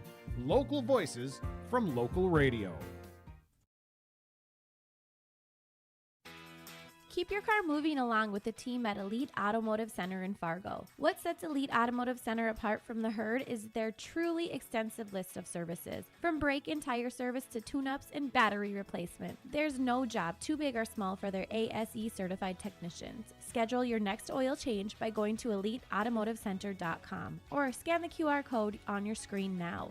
Never settle for standard service. Stop by Elite Automotive Center today in Fargo. Back here on the Your Live Event post-game show, I'm joined by Miles Stroh. Miles, one of the senior offensive linemen, one of the captains for this Kindred Vikings team. And there was a litany list of guys that I thought your coach was going to bring up here. I did not expect an offensive lineman. Shame on me, because what you guys did tonight on the offensive line was pretty impressive.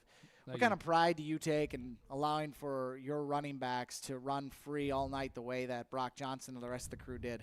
Well, if we don't, it all starts at the offensive line. We all make our alignment assignment, and play fast, and just attack the blocks. Make sure you open up that hole so Brock can run through it. He can't run without us.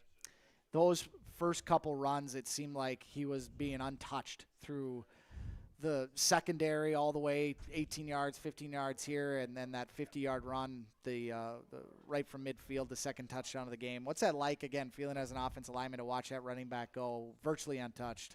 Oh, it feels great, and you just know that everyone did their assignment right, and it looks beautiful on film then afterwards when you watch it the next day. Well, yeah, it'll be a good film session for you guys when you get a chance to review the tape on this one. How nice is it to finally get out and hit somebody else besides your teammate for the first time? Oh, it's great. I've been itching to get out on the field and smash heads with opposing teams, and really exciting stuff. You got a big one next week, and I know you're probably told don't look ahead, just enjoy the win tonight. But you're coming right back here next week. You've got the Hawks of West Fargo. What do you know about them? What are you expecting about them? And what's the energy level like when, again, you're jumping up a class to play a 3A team? Well, I know they're a good football team, and we're going to have to prepare real hard to put up a fight on that night and next Friday night, and I think it'll be a good game. It should be a good game. Miles, I appreciate you joining me on the pregame show, post-game show. Miles Stroh, the Enbridge Energy player of the game. I'll bring in Coach Bergad here now so he can join us as we discuss this Week 1 victory over the Devils Lake Firebirds. And, Coach, I'll have you move a little bit more my way so we're a little bit more in camera. Talk me through kind of those first couple drives, because it seemed like there was very little resistance for Johnson in the running game. Were you a little bit surprised at how easy that was to start out, or were you more of, nope, that's how my guys and how I prepared them for this moment? Oh, that was the absolute goal. Like, we want to be ultra aggressive in our run blocking, and I thought that was probably the best piece of our game collectively tonight. Offense, defense, I thought our run game on offense was awesome. So anytime you can establish that line of scrimmage like that and rip big chunks on the ground, just makes everything easier. It's bleeding clock. It makes it tougher on their defense, makes it easier on our defense because we're chewing clock, and then it takes some relief off Gabe in the passing game as well, and our offensive line and their pass pro. So very pleased with the effort that they came out with, how sharp they were, and just aggressive at the point of attack in our run blocking. Well, you talk about how it opens things up for Gabe and that passing offense. 3 passing touchdowns in that second quarter, really the backbreaker against Devil's Lake. Just talk me through what you were seeing kind of with those passing calls, and I want to ask about one specifically, but just kind of take me through the play calling as you got into that second quarter with more of the passing game.